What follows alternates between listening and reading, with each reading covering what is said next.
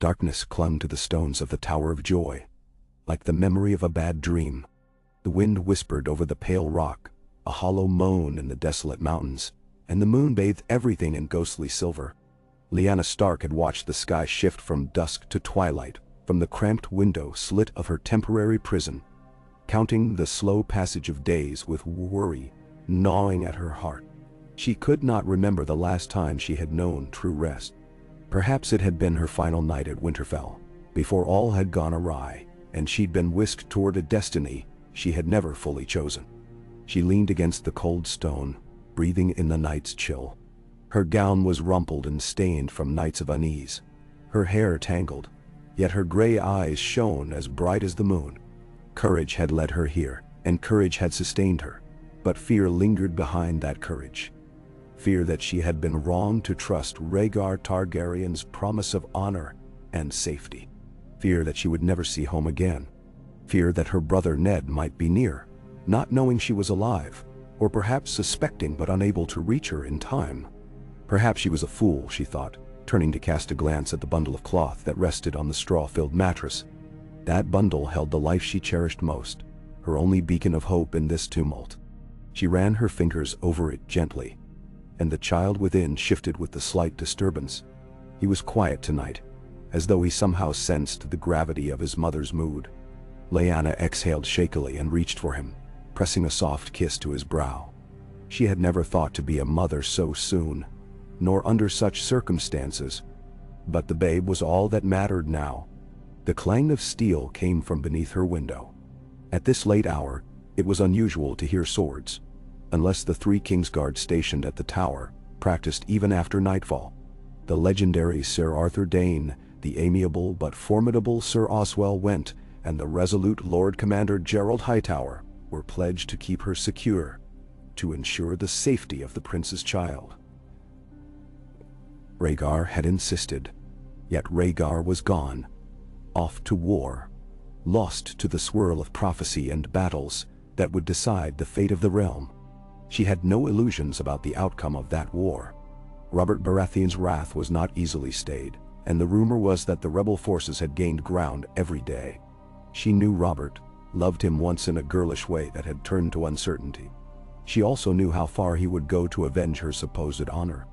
The realm was drenched in blood because of a mistake. Or perhaps it was not a mistake at all.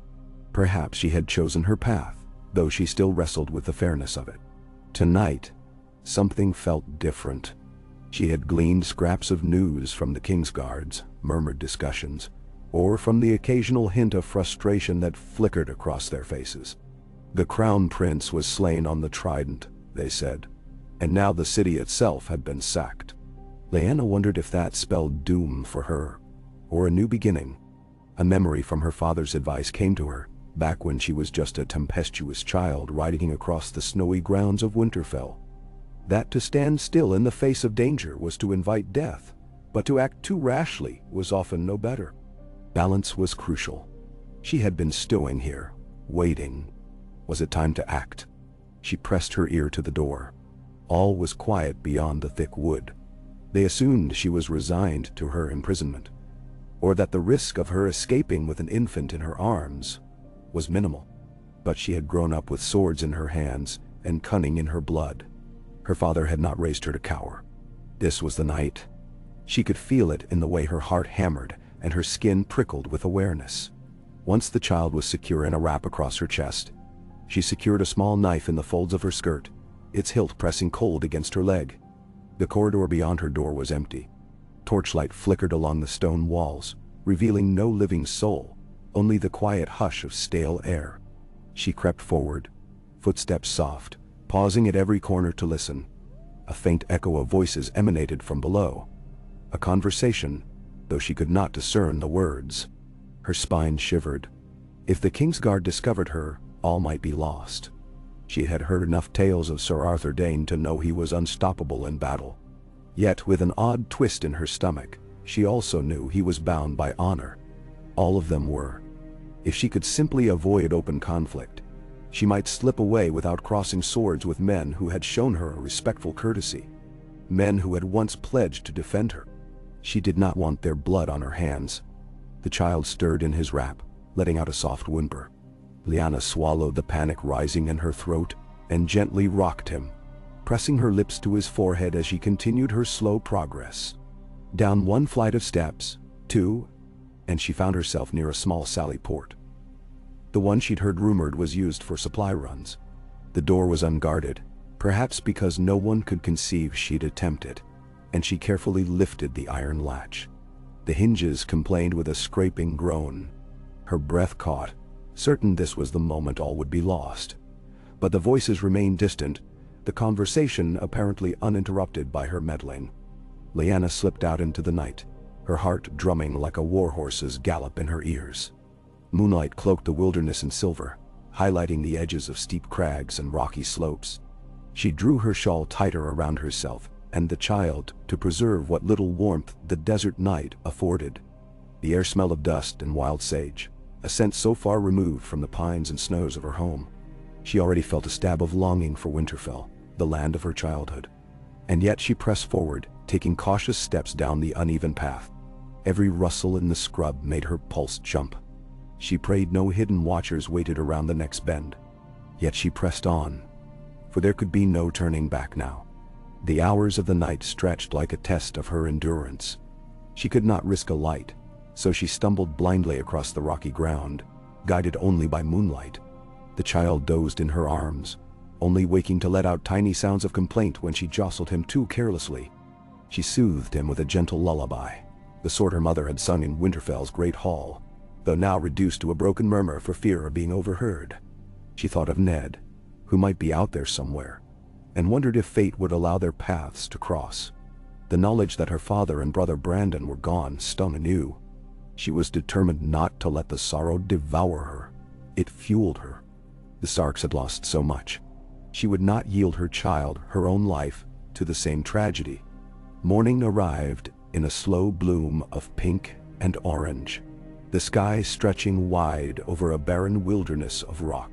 She hid behind a ridge to wait out the worst of the day's heat, for she dared not risk traveling under the full blaze of the sun, where watchers could see her from miles away. Her stomach growled, reminding her of how ill-prepared her flight had been.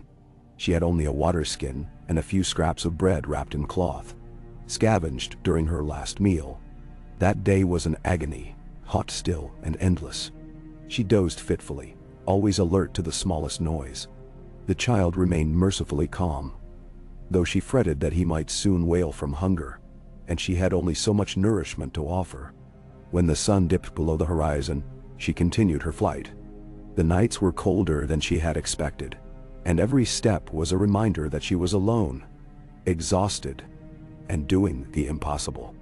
Yet some fierce determination radiated from within. She was Lyanna Stark, whose laughter once filled the winter air at home, whose skill in the saddle could match the most daring knights, who had loved too fiercely perhaps. But all of that was part of her. She was not a helpless hostage in a tower.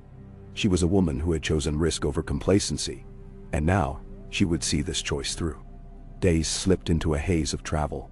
Lyanna moved under moonlight, slept in daytime, and rationed what precious little food and water she had. She found a thin stream trickling through a ravine on the third day, enough to refill her water skin and cool her feet. She tried to ignore the ache in her back, the lingering sense that at any moment, men in white cloaks might appear on the ridge, driving her back into captivity or worse. She steeled herself for that possibility, rehearsing in her mind how she would plead with them, how she would brandish her knife if necessary. She prayed it would never come to that, for she wanted no bloodshed if it could be avoided. The child's cries grew stronger by the fourth day of her lonely journey. She worried that each cry might echo across the rocks and betray her position.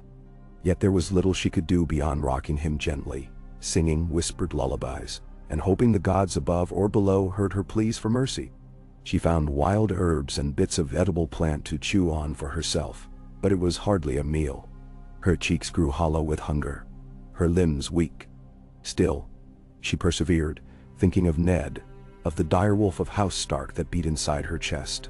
On the fifth night, she came upon a small settlement nestled near a shallow river, a place of battered huts and dusty fields. Light gleamed from a hearth somewhere in the distance, and the sound of bleating goats drifted on the breeze. Cautious to remain unseen, Lyanna circled around until she found an outlying hovel that appeared unoccupied. Slipping inside, she discovered only a single small room, its roof half collapsed, but it provided shelter from the elements. The child fussed with mounting urgency, so she settled down on a pile of old straw, cradling him. She thought she might weep from sheer relief just to have walls around her. She had never known such desperation. By the time morning arrived, she resolved that a bit of subterfuge was needed. She could not survive on half-wild plants any longer, nor could she expect the child to endure endless wandering. She would need supplies, milk for the babe, at the very least. It was a gamble, but desperation outweighed fear. So, carefully hiding her face with her shawl, she made her way to the nearest dwelling that appeared to have signs of life. A waft of hay and goat manure assaulted her as she approached, but she pressed on, rapping softly on a makeshift door of warped planks. A man answered, his face tanned and drawn, surprise flickering in his eyes as they fell upon her. She spoke with a tremor in her voice, forging a story of being a traveler caught unawares in these remote hills, with a sick child who needed nourishment. He regarded her with suspicion, as if uncertain if she might be a bandit or something worse. Lyanna offered a plea, her voice cracking with true desperation. She was prepared to kneel if she had to, for the child's sake. After a tense silence, the man relented, stepping aside to allow her into his meager home. A cluster of children hovered in a corner, wide-eyed and quiet. The man's wife produced a small bowl of goat's milk, and Lyanna carefully fed the babe, trembling with relief as the child drank greedily. She thanked them profusely, though never removing her shawl fully, for the risk of being recognized. Even though they were but common folk in a remote area, the world had grown small with rumors, and she could not be sure her face was unknown to them. As she left, the woman pressed a half-loaf of bread into her hands, pity shining in her eyes. Lyanna's gratitude was genuine, and she vowed silently that if the day came when she had any power to grant them reward, she would remember their kindness. For now, she slipped away and returned to the abandoned hovel, where she nibbled on bread and prayed for the next step. She spent 2 days hidden in that place, using the goat's milk and cautious forays into the settlement to gather a few supplies. Some recognized her precarious situation and gave a coin's worth of food if she had anything to barter. She used a ring once gifted to her by her mother to trade for a small skin of wine and more bread, pressing the precious metal into a trembling hand and praying she was not discovered. The child's health improved with the milk, and though she still braced for trouble, none came. In that time of uneasy rest, Lyanna allowed her mind to wander to what might lie ahead. She knew a war had come and nearly gone. Robert's forces had triumphed. The Mad King was dead, the Targaryen line all but destroyed, save for a few rumored escapes. Robert would be crowned, or perhaps already was. Lyanna wondered if Ned had survived, and if he had arrived at King's Landing or was on the road to Storm's End. Did he search for her still? And what of Robert himself? Would he have any mercy left if he discovered her now? Her child fathered by Rhaegar Targaryen. Her stomach lurched at the thought of Robert's fury. Perhaps he would never harm her, but the child she held so dear might not fare so well under his wrath. Yet there was also the prickling sense of injustice that fueled her veins. So many had died under the pretext of her abduction, of a savage lie that she had been taken against her will. Would Robert care for the truth? That she had run off for love, or for a misguided sense of honor, or for reasons only her own heart fully understood? He was a man who burned hot and passionate, and this war had no doubt hardened him further. She could not imagine what he was like now, after battlefields and betrayals. Perhaps the man who had once tried to woo her with smiles and boisterous charm was no more. And yet, in her dreamlike imaginings, she saw herself standing before him, her chin held high. Would she crumble beneath his gaze or challenge him for the realm's heartbreak that had spilled so much blood, including that of her own father and brother? A quiet anger glowed within her. She was a Stark of Winterfell, not a meek damsel in a tower. She had a voice, and she would be damned if she let others silence it anymore. Still, she needed a plan. On the morning of the third day, as the sun rose harsh and bright, she decided she could not linger. Already, the small settlement had begun to cast curious glances her way. Rumor traveled on swift wings, and the last thing she needed was for word to reach the ears of any lords who might come in search of her. Wrapping the child close once more, she left, heading north, guided by a half-formed intention to reach the Riverlands or beyond, anywhere that might harbor her, until she found her brother.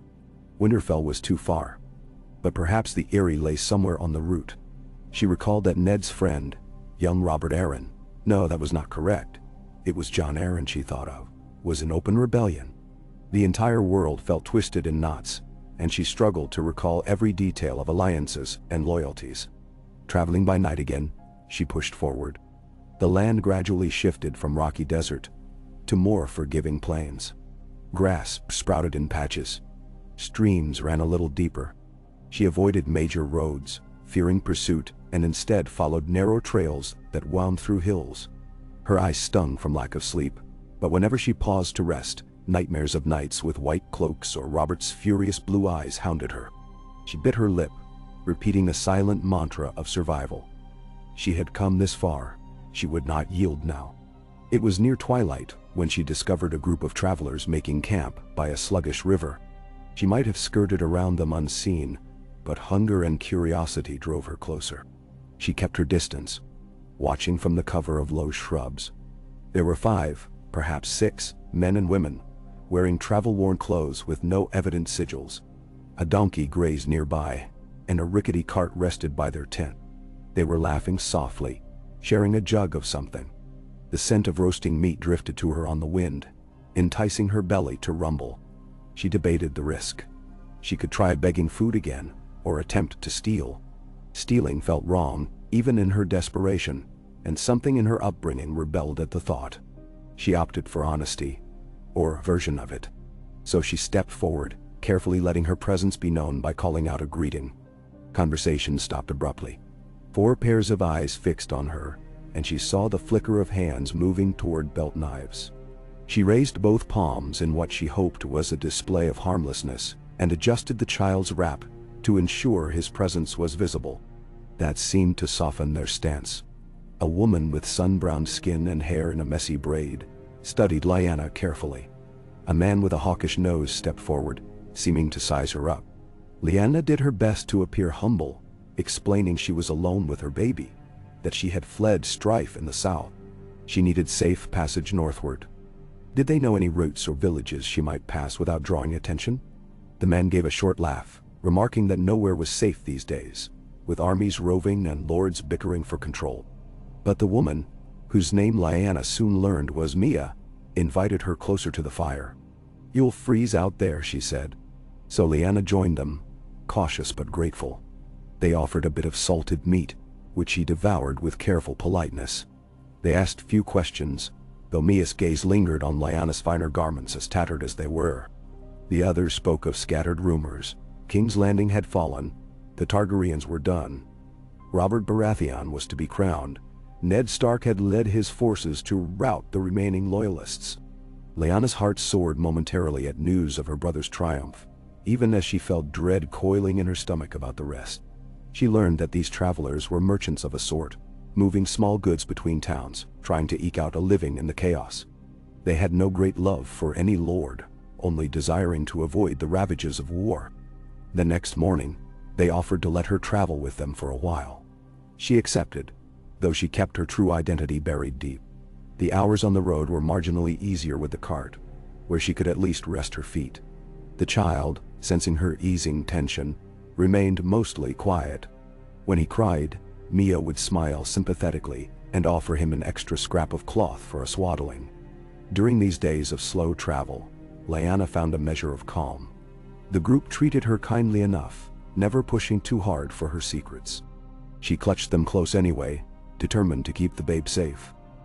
Occasionally, when she drifted to half-sleep in the back of the cart, she dreamt of Robert's booming laughter, the old days at Winterfell, when he visited with Ned. Then she dreamt of how that laughter might twist into rage if he ever learned of the child's parentage. She would awaken with her heart pounding, her palms clammy with anxiety. This mixture of guilt and defiance was dizzying. She had spurned the man to whom she was betrothed. The realm had burned because of it. Now she was a mother with no home to call her own. She did not know if she should hate Robert, or if she had driven him to become what he was. She did not know if she had any right to challenge him for all the bloodshed. In her darkest moments, she wondered if perhaps the blame was partly hers as well. Still, the outraged whisper in her heart told her that everything had gone too far, that men's pride and assumptions had fanned the spark into a conflagration. The small merchant troop led her northward, though progress was painfully slow. They passed through modest hamlets where people eyed them warily. They tried to sell their wares, bolts of rough cloth, little trinkets, pots and pans, but folk had little coin. Many villages bore signs of unrest, blackened ruins of burnt hovels or battered gates that had tried to keep out roving soldiers. Lyanna's chest tightened each time she saw children with hungry eyes or old folk hunched in despair. War left its scars far beyond the battlefields. In each place, she caught rumors like leaves in the wind. Lord Tywin's troops had done this or that. The King's slayers had done the unspeakable. Ned Stark had marched on Storm's End, or perhaps he was in King's Landing, or maybe he was returning north. Robert Baratheon was crowned, or would be crowned, or had vanished for a time in the chaos of the capital. Some said the Targaryen heirs had escaped across the narrow sea. Lyanna kept her silence, absorbing it all. A flicker of pride stirred whenever she heard Ned's name. He was alive, apparently doing great deeds. She hoped he remained safe. Her father's last words to her, a memory that haunted her, were that Ned was their best hope. She prayed that was still true. The merchants eventually tired of travel and decided to settle for a time in a slightly larger village near the river, hoping to trade effectively before winter. Lyanna thanked them quietly, for she knew she must continue onward. She felt the pull of duty urging her north, or at least away from any place where rumor might snare her. Mia pressed a small pouch of dried fruit into her hands as a parting gift, muttering that no mother and babe should go hungry. The kindness threatened to bring tears to Lyanna's eyes, but she held them back. She nodded her thanks, pulling her shawl low over her eyes, and ventured onward. She walked alone again under starlight, but not entirely friendless. Something in the generosity of strangers reminded her that not all was lost in this realm. Perhaps there was still hope for a future, even if it seemed overshadowed by the events of war. Yet hope was a fragile thing, and each step north seemed to bring new challenges. Her shoes were nearly worn through. The child fussed more often, growing heavier by the day. Her body ached, longing for a real bed, for even a moment's true safety. She pushed those thoughts aside. Forward was the only way. When she came upon a broad roadway cutting through the hills, she was momentarily at a loss. This was a main route, presumably leading toward towns that might eventually connect to King's Landing or the Reach. She had hoped to skirt around major roads, but her options were dwindling. Provisions were low, and winter would not hold off forever. She needed a place to rest, to gather her thoughts. So she paused at a crossroads, scanning the signs that pointed to names she knew only from half-remembered stories. The direction leading generally northwest seemed wise. She followed that path, keeping to the edges, where tall grasses sometimes brushed her legs. 2 days along this road she heard hoofbeats behind her. Panic spiked through her veins.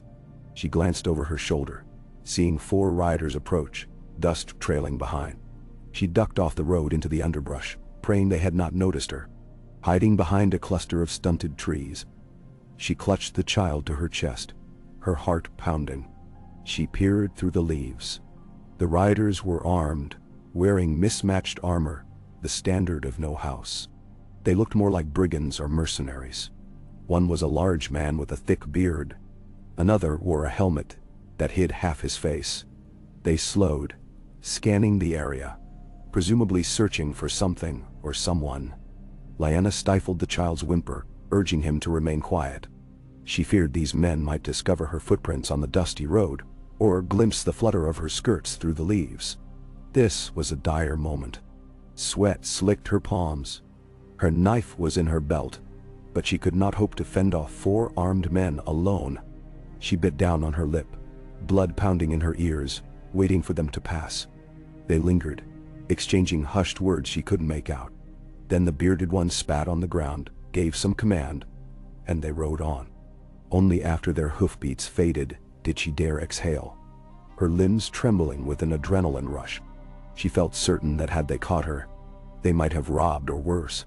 The realm was not safe for anyone these days, especially not for a lone woman and a babe. That night, she found an empty barn off the road and crept inside, bedding down in the straw. She scarcely slept, jolting awake at every imagined sound. She dreamt of hearing Robert's voice echo through the rafters, calling her name with a mix of longing and anger. But then it faded into the rustling of mice in the hay.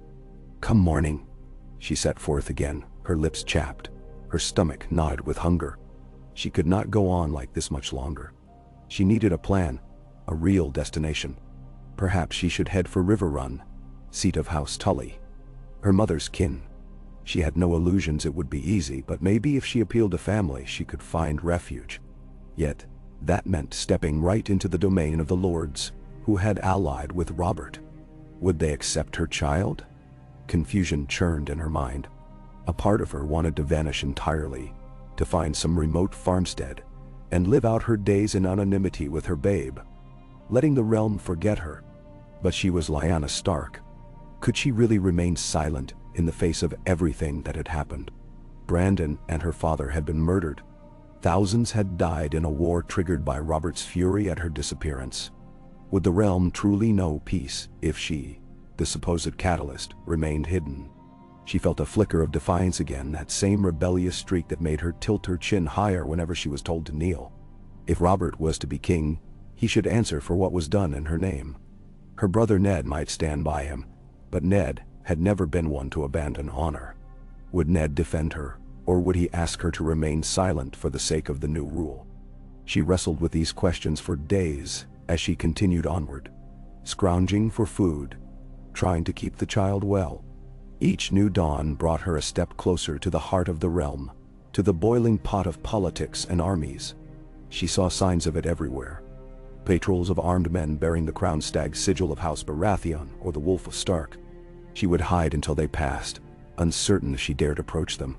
Something in her balked at revealing herself to them before she could reach Ned.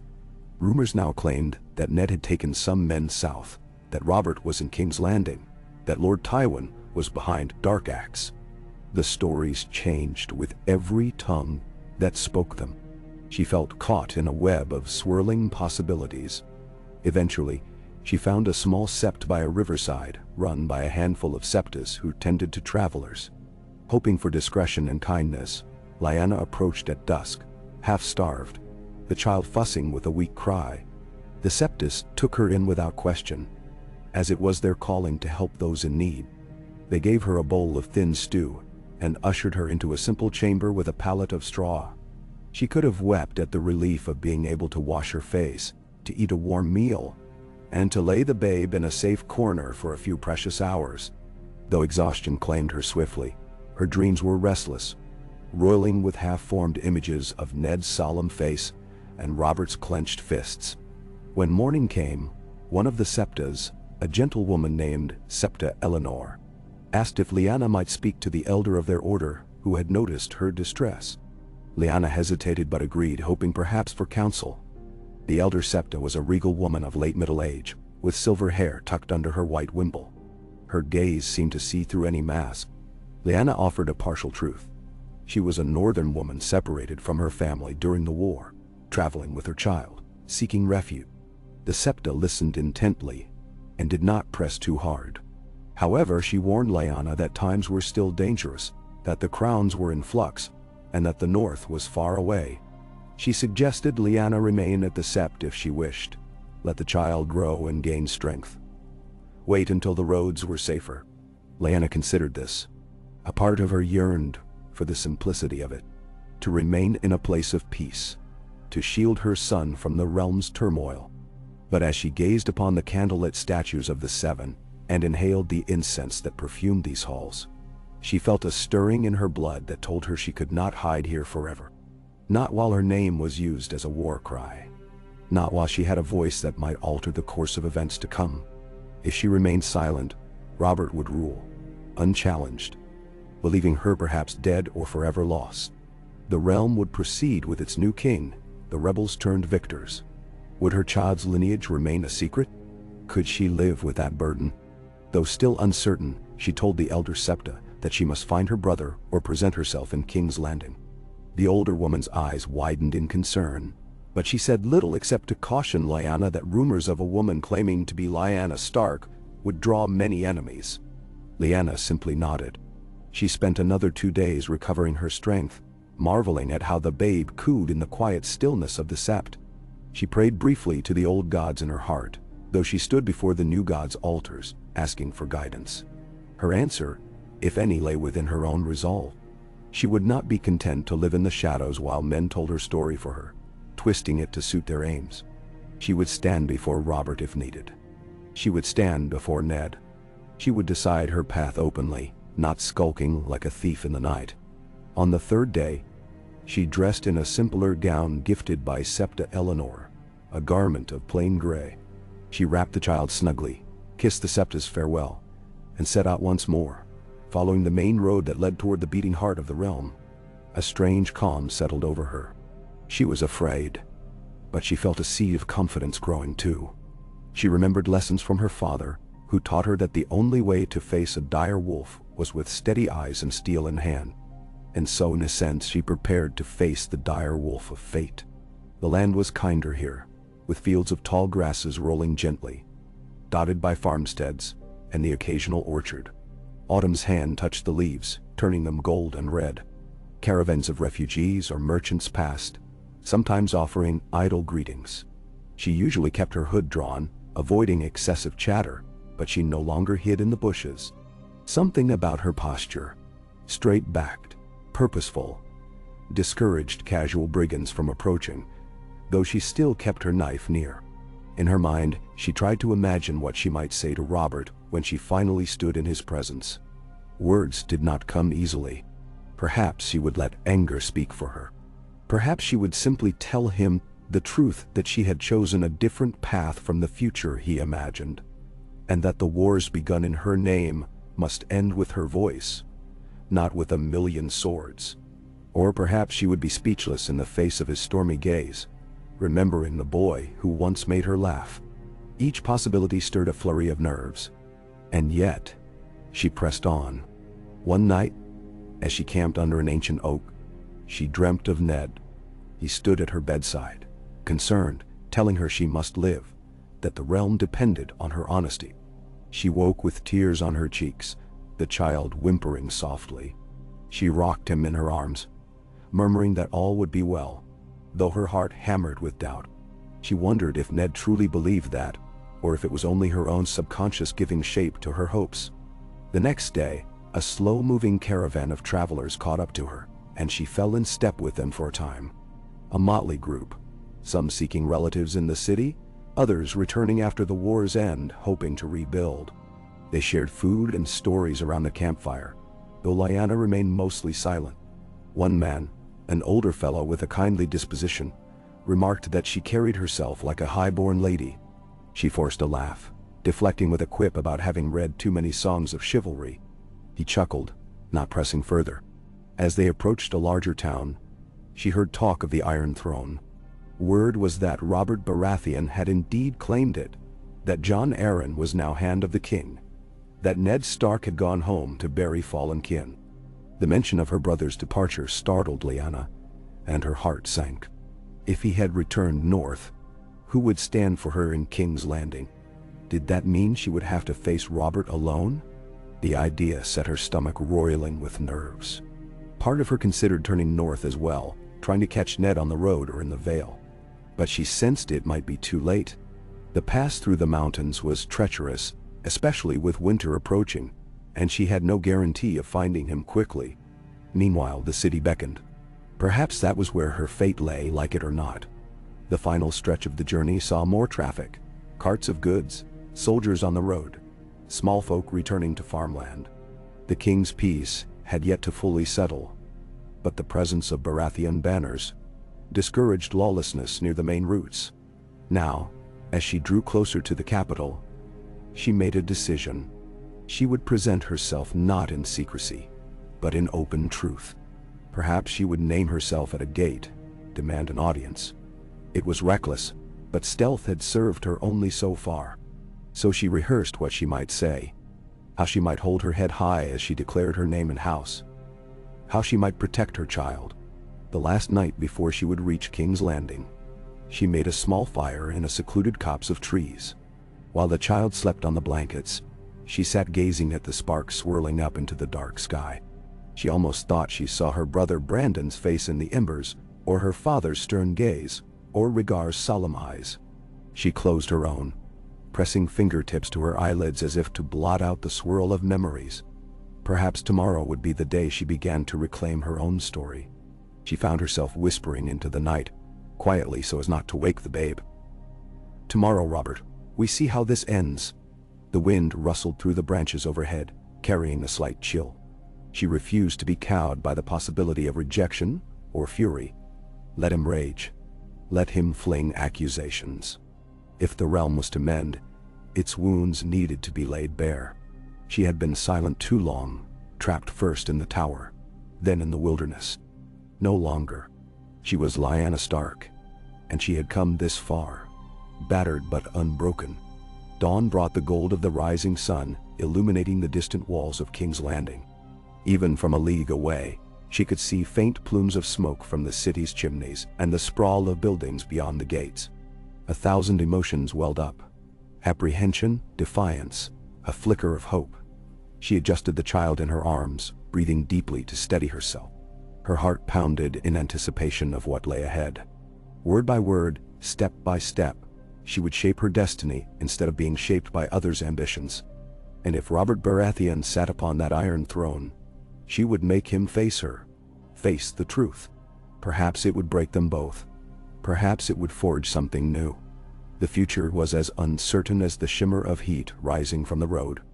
But for once, she would not shy away. She was done running.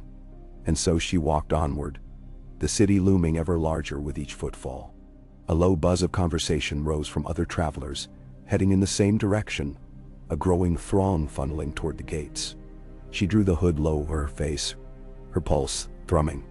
She expected at any moment to feel the weight of watchers' eyes upon her, or the hush of recognition, but she was simply another weary traveler on the road.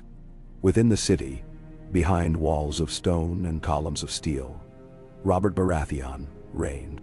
Lyanna's jaw tightened. Soon she would stand before him. Soon she would speak. And may the gods judge them both. Lyanna kept her hood drawn low as she joined the line of travelers converging on the city gates.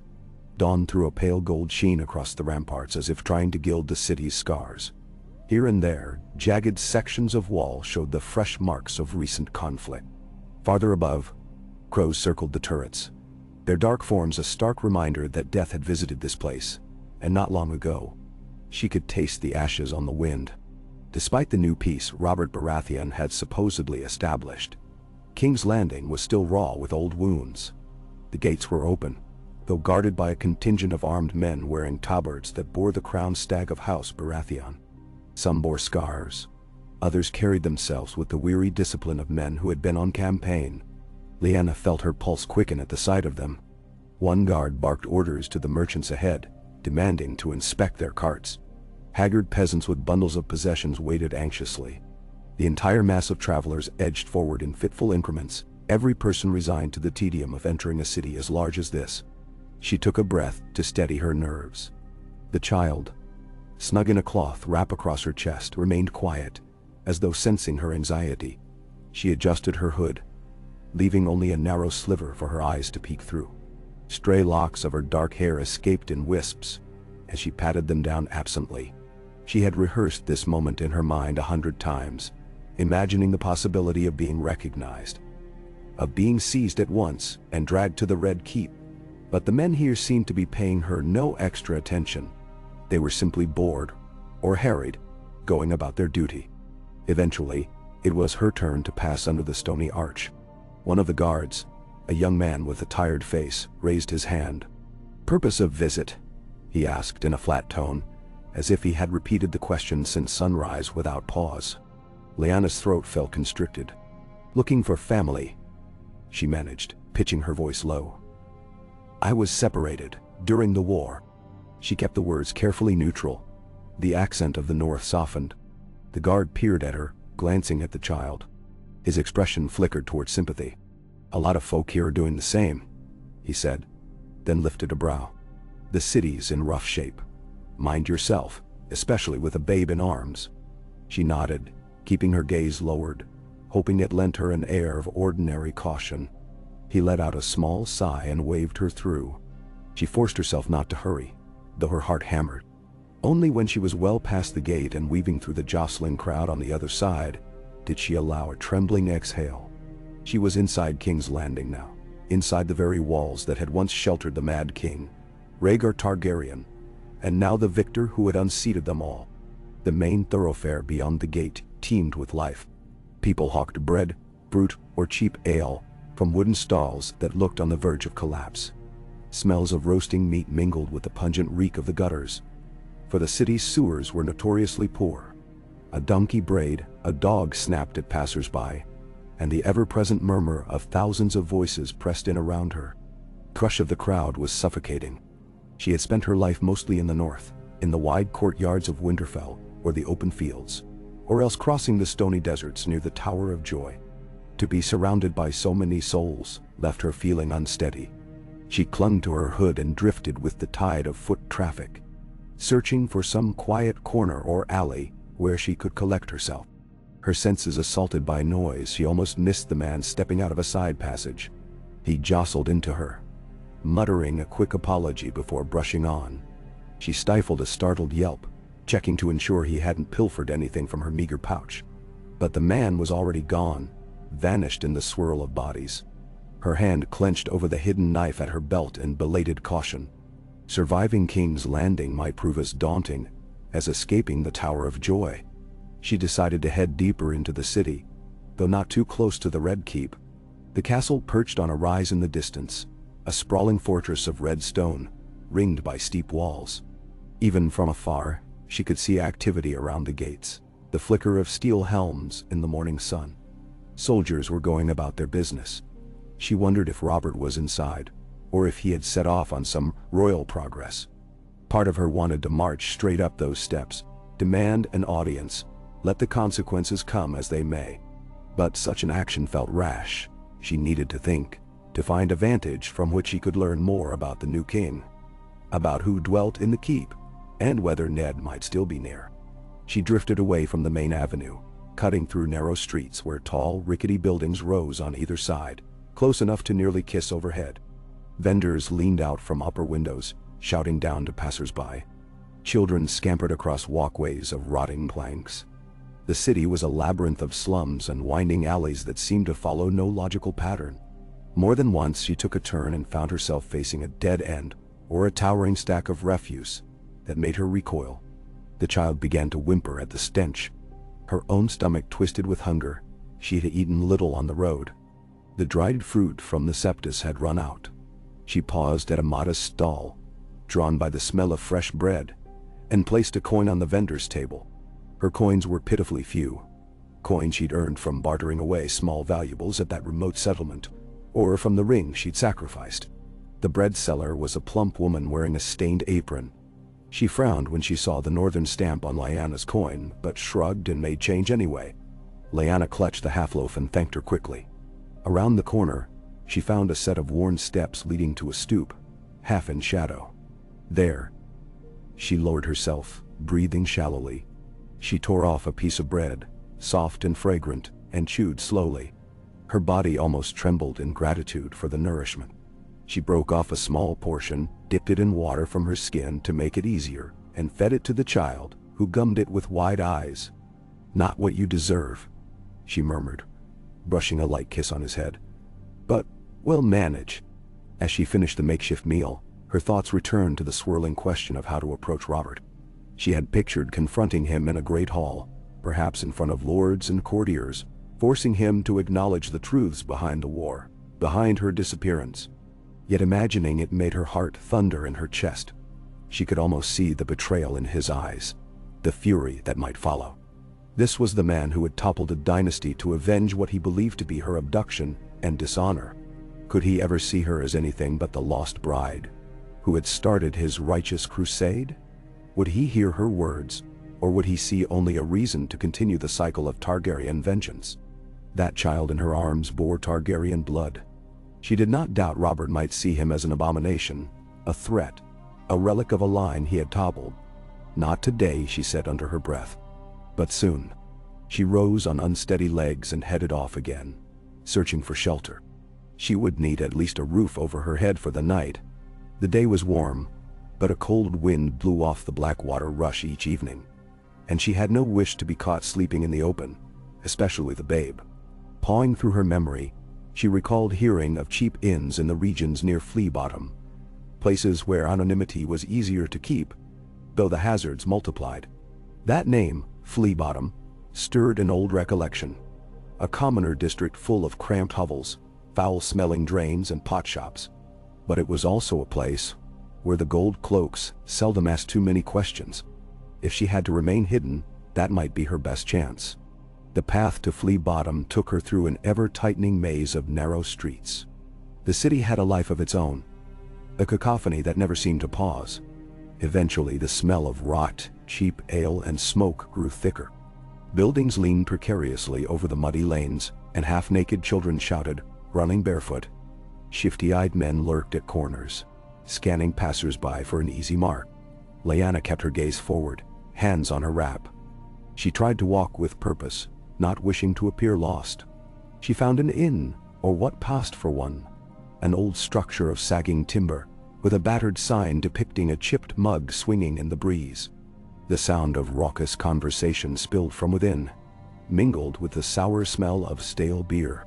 She steeled herself and stepped inside, blinking to adjust to the gloom. The common room was cramped and dirty, a scattering of rough-hewn tables crowded with laborers, sellswards, and those of uncertain trades. A harried-looking woman in a torn bodice slung ale from a cask behind the counter. No one paid Lyanna particular attention beyond a cursory glance. Perhaps a hooded woman was not so unusual in these parts. She approached the woman behind the counter, asking quietly for a room and a meal. The woman jerked her head toward a narrow staircase in the back, naming a price that made Lyanna's heart sink. It was more coin than she had hoped, but she accepted, rather than risk the alternative of sleeping in an alley with the child. Coins changed hands. The woman gave her a chipped wooden token, presumably the key to her room, then yelled at a scrawny boy to show the guest upstairs. Lyanna followed the boy through a dim corridor, her boots sticking slightly to the floor. Rancid odors clung to the walls. The child in her arms let out a fretful whimper, and she rubbed his back. At the top of the creaking stairs, the boy gestured to a door. She turned the token in its rusted lock, producing a scraping sound before it gave way. Inside was a tiny chamber with a straw mattress in one corner and a single stool. The one window was a narrow slit, letting in only a scrap of daylight. Still, it was private, and the door had a lock. She thanked the boy and closed herself in. Setting her bundle down, she sighed, scanning the meager surroundings. The straw mattress smelled faintly of mildew, but at least it was better than the ground. She sat on the stool, carefully unwrapping the child. He squirmed, his cheeks flushed from the day's heat. She offered him a bit more bread and water, which he sucked on hungrily, though it was hardly a feast. Her own stomach rumbled, and she wished she had enough coin to buy a proper meal of stew or roast. But the bed had cost her too dearly. There was a small wash basin in the corner, and she poured some of her water into it, cupping her hands to rinse her face. The shock of coolness steadied her, washing away at least a layer of grime. She wiped her skin on the edge of her cloak. Her reflection in the water's surface was fleeting, but she caught a glimpse of her own eyes, haunted and full of silent determination. Though she looked exhausted, something within those gray depths burned with an undying ember. She could not let fear paralyze her now. Night fell, accompanied by the dull roar of drunken laughter from below.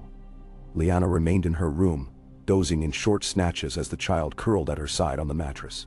The straw prickled through her clothes, and she brushed aside the occasional bug. From time to time, she heard shouts or arguments in the hallway, but no one tried her door. She kept her knife near, just in case. Memories of the Tower of Joy played on the edges of her consciousness. She remembered gazing out that narrow window, feeling so trapped. Now, ironically, she had more freedom. And yet, the city walls might be an even greater prison if she could not find a path forward. In the morning, stiff-limbed and bleary-eyed, she left the room to scout out a bit of breakfast. The inn's common room was quieter at this hour, populated mostly by men with pounding heads cradling tankards of water. She managed to purchase a small bowl of porridge for a few coppers. The taste was bland, but it warmed her belly. She fed the child a little mashed portion from the tip of her spoon. A heavy-set man with a scarred chin watched her from across the room, but he offered no greeting, and she kept her distance. She was no stranger to caution. After breakfast, she ventured into the streets once more, hoping to gather news about the Red Keep. She wanted to confirm which lords might be in residence, especially if there was any chance Ned lingered in the city. Perhaps he had not yet departed. The war's end must have involved lengthy negotiations, celebrations, the bestowing of titles. But rumor was a fickle companion, and she knew she had to sift through the city's chatter with care. She slipped into the marketplace, a sprawling area where makeshift stalls jostled with more permanent shops. Vendors sold everything from hammered copper jewelry to half-rotten vegetables. Street entertainers performed illusions, while ragged children darted among the crowds. Several announcements were posted on a wooden notice board, proclamations bearing the crown seal, listing new levies, changes in tariffs, or calls for men to join the city watch. Another bore the visage of a Targaryen knight wanted for crimes, offering a royal bounty. Lyanna's chest grew tight as she scanned the illustrations. She wondered if her own name was hidden somewhere in official records, if Robert had posted a reward for her safe return, or if he believed her dead beyond the need for any search. She overheard snatches of gossip from two merchants arguing over the price of saffron. "His Grace, King Robert, rides out soon." "You're mad? He'll not leave the city so soon after he's claimed the throne. He's set to name new lords, they say. John heir in his hand, but half the keep is abuzz with wedding talk." "Wedding talk? The war is hardly done. He's a young man, isn't he? Needs a wife to secure the realm." Lyanna's stomach lurched at that. Of course he would marry. He was king with no bride. She had once been destined for him. But that future lay in tatters. Would he choose from the daughters of the major houses to solidify alliances? No doubt many would line up to be queen. The idea unsettled her, though it should not have. She had walked away from him, from that life. She had no right to feel betrayed, and yet it stung all the same. She drifted from stall to stall, picking up scraps of conversation. House Lannister had come to the city in triumph, apparently. Tywin Lannister's presence loomed large, and his children moved through court with new purpose. Jaime, the Kingslayer, though some still whispered the moniker in corners, and Cersei, rumored to be a great beauty. Lyanna could picture them in her mind, although she had only glimpsed the golden-haired twins from afar in the old days. Now, with the Targaryens overthrown, the Lannisters were poised to fill any power vacuum. That knowledge prickled at her. Robert might well bind House Baratheon to House Lannister. She could already imagine how that arrangement might look. A fruit vendor noticed her distraction and pushed a bruised apple into her hand, demanding payment. She started, fumbled for a copper, and muttered a thanks. The vendor eyed her suspiciously before turning away. Lyanna clutched the apple, offering it to the child, who was more interested in gnawing on the cloth wrap. With a resigned sigh, she pocketed it for later. Her body still felt weak from weeks of travel, and she worried about the babe's health under these conditions. If she lingered too long in Flea Bottom, disease or hunger could find them both. She needed a quicker resolution. Unsure where else to turn, she ventured toward the Hill of Rhaenys, recalling that a large sept stood there, known as the Great Sept of Baelor. Actually, she corrected herself, that sept had been built by Baelor the Blessed, but it might still be a place to gather better information, or at least find a more peaceful respite. The roads toward the sept were marginally cleaner and less chaotic. She passed a row of shops selling fine fabric, glimpsing ladies in brightly dyed gowns stepping from carriages. Wealth existed here, right beside the squalor, a stark testament to the city's divisions. The sept towering white domes rose ahead, gilded in places where the sun caught them. Men and women entered and exited, some in prayerful silence, others whispering about personal woes. Lyanna paused at the threshold.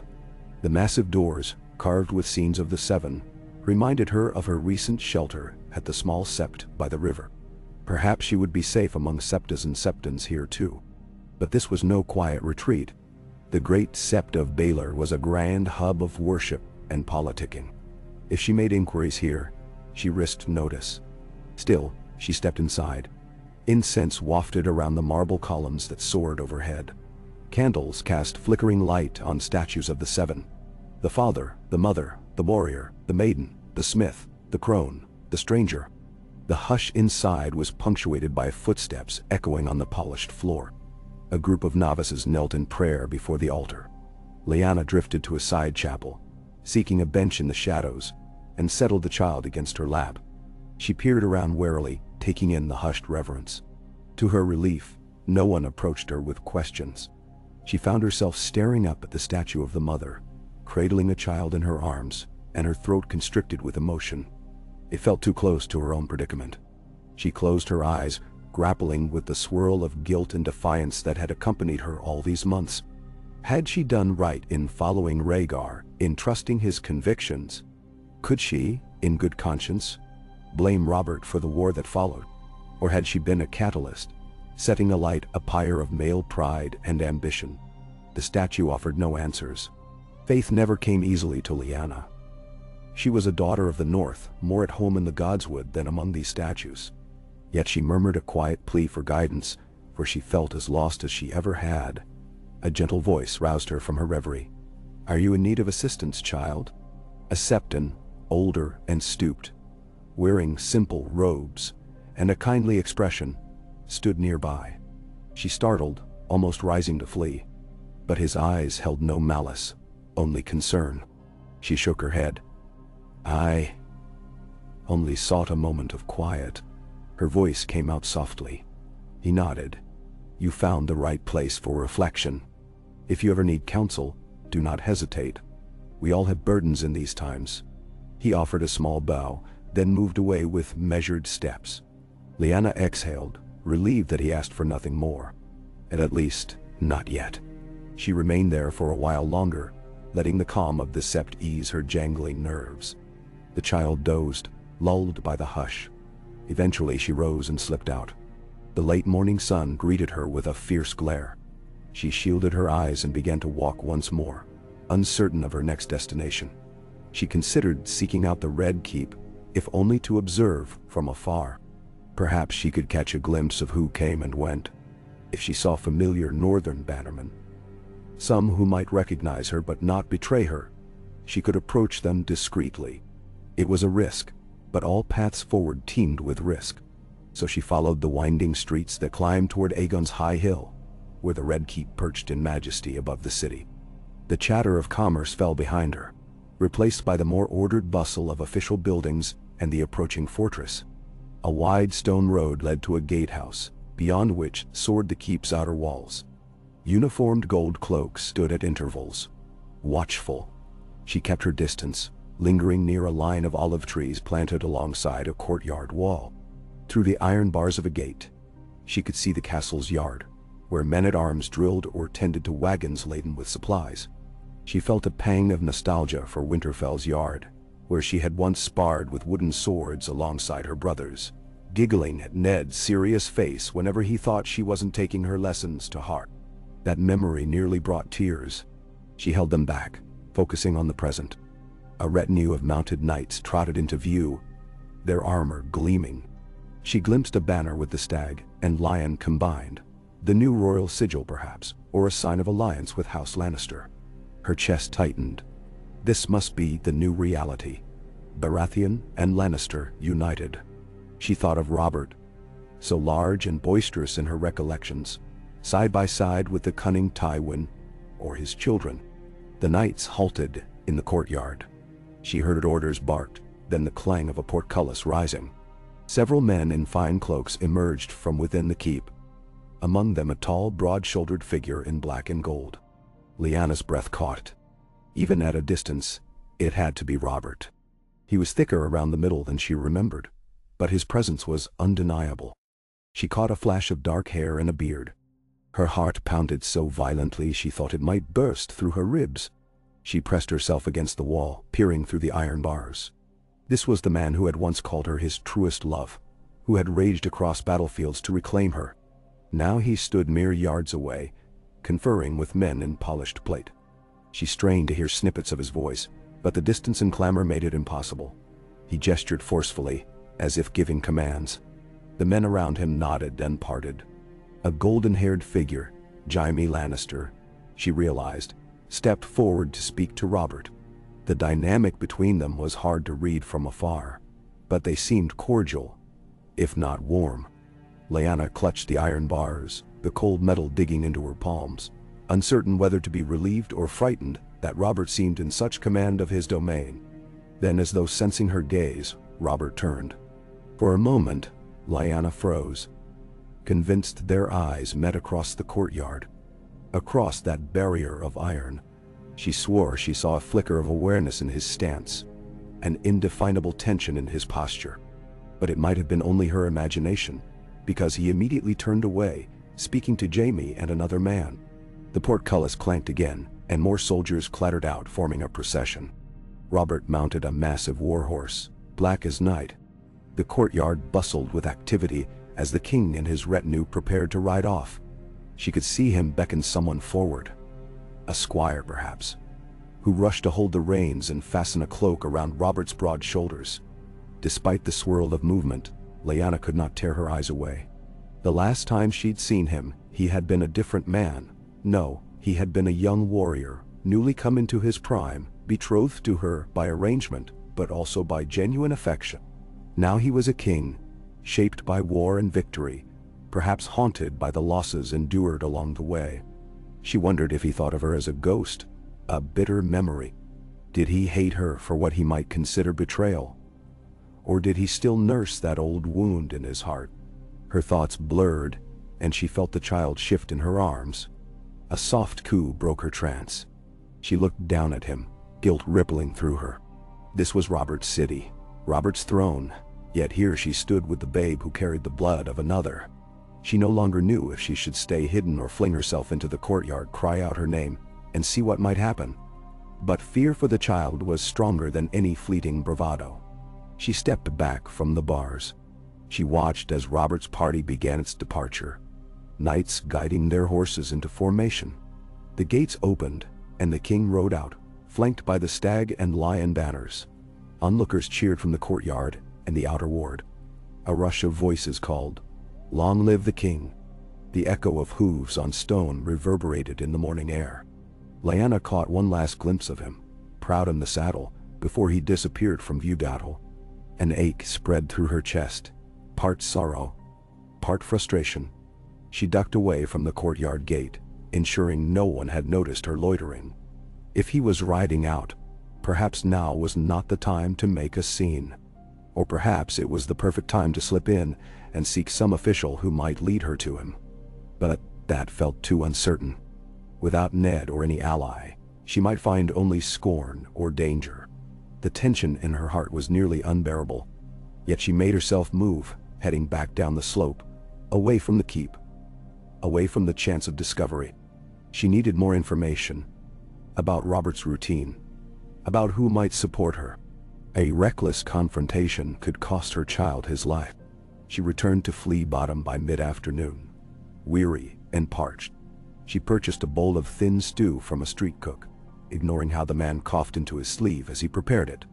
She ate it anyway, hunger overshadowing her fastidiousness. A group of urchins darted by, one nearly colliding with her. She pressed her back against a wall, rummaging for a single copper to give them. They snatched it and vanished without so much as a thank you. It was a testament to how dire life was here. A city battered by war, uncertain in victory. At last, she reached the inn, pushing through the door into the stale gloom. The same woman stood behind the counter, spouting curses at a drunken patron. Lyanna slipped past them, and ascended the stairs.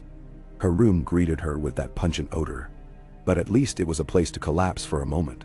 She set the child down carefully on the mattress. He gazed up at her with trusting eyes. She brushed her palm over his soft hair, tears stinging the corners of her own. "I won't let anything harm you," she whispered. "Not if I can help it." Evening came with no clear answers. As the common room below filled with rowdy voices, she gathered her resolve. Perhaps she needed to start small. Find a northern retainer who might have stayed behind, or an official in the keep who might be discreet. The question was how. She paced the cramped chamber, exhausted but too restless to sleep. The child drowsed, lulled by the city's distant hum. Lyanna let a candle burn low on the rickety table, casting flickers of light on the walls. Eventually she dozed off, only to be awakened by a pounding on a neighboring door and the high-pitched argument of a pair of drunks. She shot upright, heart pounding, until she realized they were not after her. She sank back, pressing a hand over her thudding heart. Would each night in this place be so fraught? Come morning, she set out again. Her plan was to comb the streets near the Red Keep, discreetly.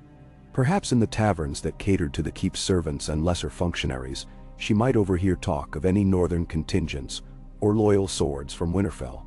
If only she could learn the name of one knight still in the city who had ties to her brother. She repeated the names of a few men in her head. Halley's Hornwood, Jory Castle, Howland Reed. Any of them might be here, but the city was vast. She needed luck or cunning. She spent much of the day wandering from one tavern to the next, listening, lingering near corners. Most were dens of acrid smoke and stale ale, their tables occupied by sellswards or minor officials bragging in equal measure. She kept the child quiet with a rag soaked in watered wine. A small trick she had seen village women use to soothe fussing babes, though she hated the necessity. She only soaked it briefly, enough to keep him calm. The crush of so many strangers, the swirl of noise and smell, threatened to overwhelm both of them. A few times, she asked a barkeep if any men of the north frequented the place, but she received only shrugs or suspicious glares. Frustration mounted. By late afternoon, she found herself in a slightly more respectable establishment near the Street of Steel, where the city's blacksmiths plied their trade. The tavern, known as the Trident's Rest, had a worn sign depicting 3 fish swirling in a river. Inside, the clientele was a mix of smiths, guardsmen, and travelers. The common room was less rowdy, though hot from the forge fires outside. She took a seat on a bench near the back, ordering a small ale to nurse. The child dozed at her side, lulled by sheer fatigue. She caught snippets of conversation at a nearby table. Talk of how the war had ended, the rebels' victory at the Trident, the savage deeds done in King's Landing when Tywin Lannister's forces arrived. She listened, fighting back anger at the mention of Elia Martell and her children. Terrible rumors had circulated about that crime. She shuddered, imagining how easily her own child could have met such a fate had she not fled. Then, amid the chatter, she heard a name she recognized. Sir Roderick Castle. Her attention snapped into focus. The speaker was a burly guard, boasting to a companion that he had seen Sir Roderick Castle at the Red Keep, just days after the coronation. He claimed the man had been in the city to pay respects to the new king before heading north. Lyanna's heart pounded. Sir Roderick was Winterfell's master-at-arms, loyal to House Stark. If he had been here, perhaps others from Winterfell had been as well. But if he had already left, she was too late. Her mind spun. Could he still linger? Had Ned already departed with him? She leaned forward, eavesdropping intently, but the man offered no more details, only shifting to brag about some personal exploits. Lyanna chewed her lip. She needed to find a lead, someone who might confirm whether Sir Roderick remained in the city. Gathering her courage, she approached their table, ignoring the alarm bells in her mind. She bowed her head slightly, feigning deference. "Beg pardon," she murmured. "I couldn't help but overhear you mention Sir Roderick Castle. Might you know if he's still in King's Landing? My family hails from the north, and I hope to deliver a message." The burly guard eyed her with mild suspicion. "And who are you to be delivering messages?" She forced a smile. "Only a humble traveler," she said, her voice trembling in a manner that might pass for sincerity. Please, it's important I know if the Northern Lords have left already. The guard shrugged. I can't speak to all the lords. But I heard Sir Roderick set out from the city with Lord Eddard's retinue. That was near a fortnight ago. Headed north. Or so they said. Mayhaps they're halfway home by now. Nan? Her heart sank. But she kept her composure. I see. My thanks. She bobbed a quick curtsy and retreated to her bench. A fortnight ago. Ned was gone, returned to Winterfell with his people. So that hope, to find her brother here, was dashed. She stared at the stained tabletop, trying to quell the tremor in her hands. If Ned was gone, that left her alone. Robert was here, yes. But would he welcome her? Or condemn her? Or try to conceal her existence, to preserve some heroic narrative? Eventually she finished her ale, hardly tasting it, and left the tavern. Outside, the clang of hammers on steel rang in the sweltering air. Soot drifted in the breeze. Lyanna walked numbly, uncertain of her destination. A swirl of conflicting impulses gnawed at her. To remain concealed, to find a letter writer who might send word to Winterfell, to stand before Robert and let come what may. If she returned to the north on her own, crossing leagues of dangerous territory with a babe in tow, she might never make it. Winter might set in, or she might run afoul of outlaws or worse. She pressed a hand over her eyes, the stress mounting. She had survived so much already, but this felt like a labyrinth with no clear exit. By the time she made her way back toward the inn, dusk was settling over the city. Torches flared in the twilight, dancing off the walls. People milled about, seeking supper or entertainment. She had barely enough coin left to pay for one more night in that squalid room. After that, she would be penniless. The idea of sleeping in the streets with her child was too horrifying to contemplate.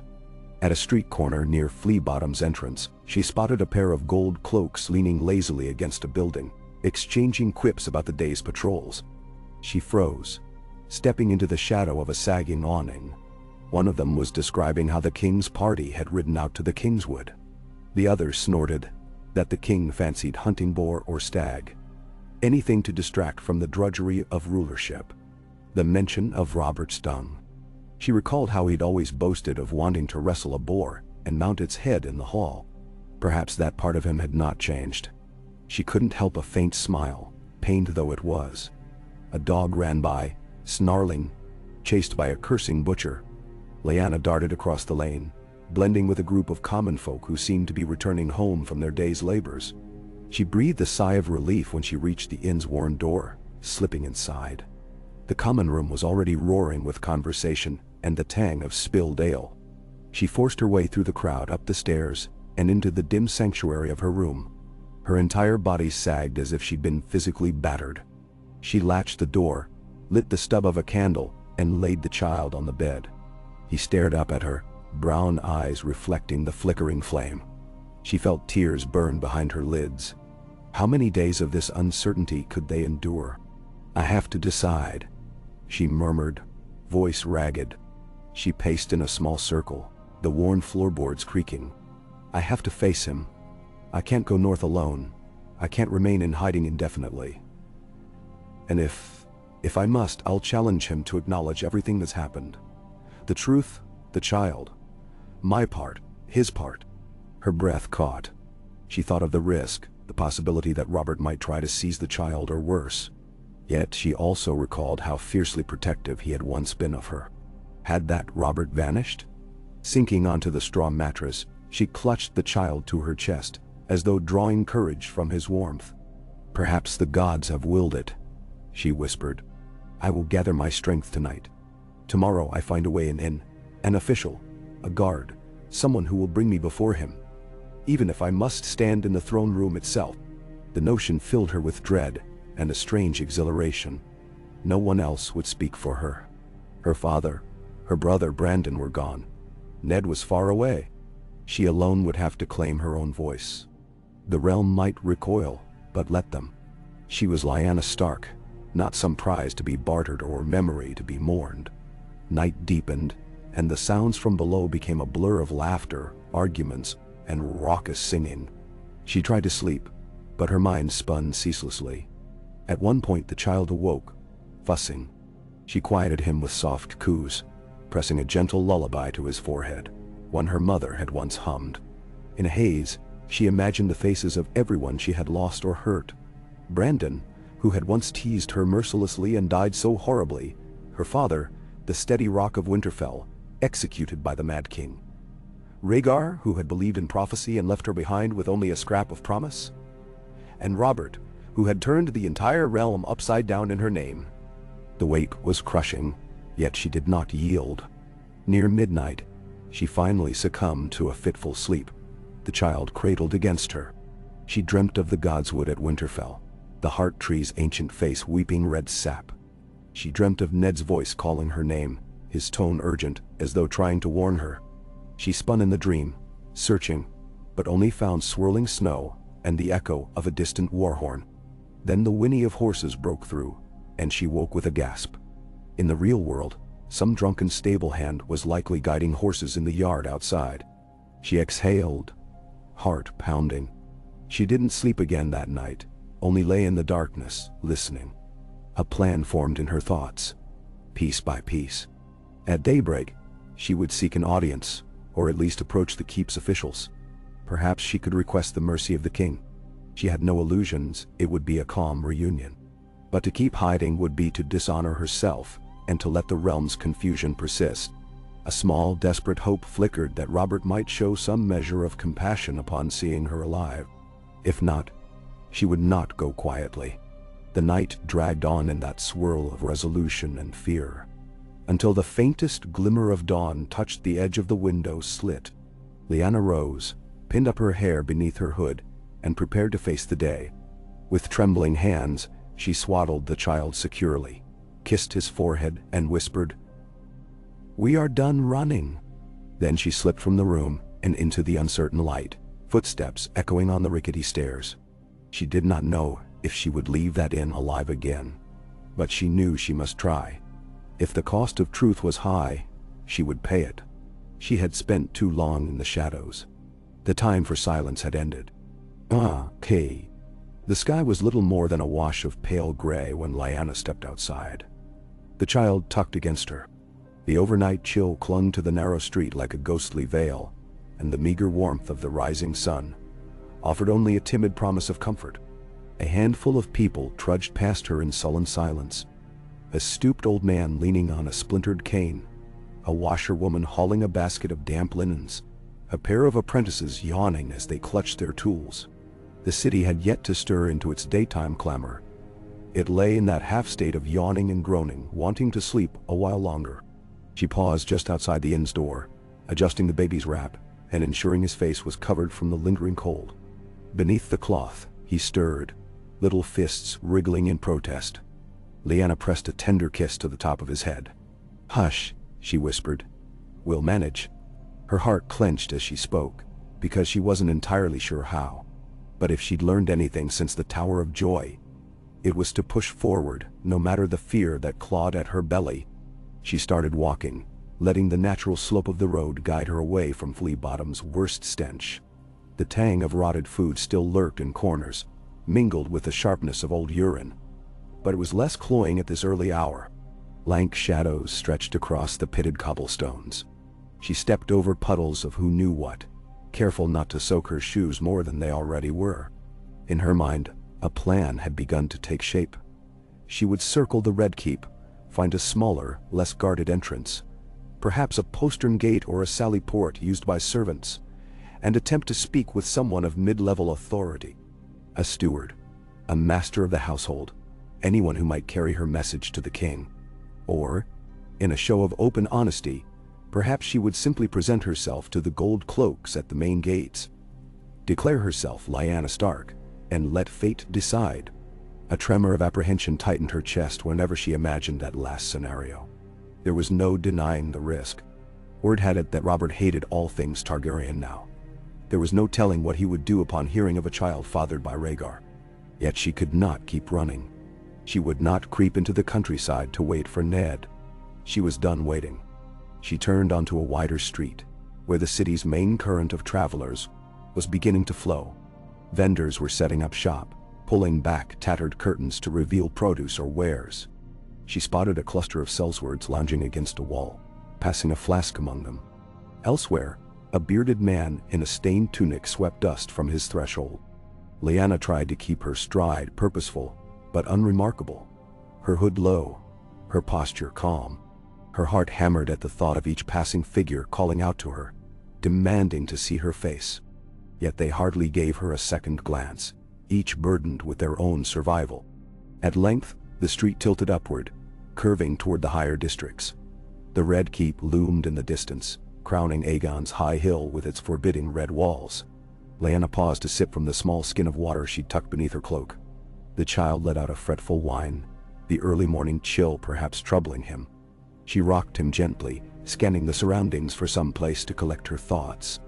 She spotted a courtyard near a stable, not far from where a blacksmith's forge hissed in the crisp air. Men hammered at glowing metal, and the clang of steel rang out in a steady rhythm.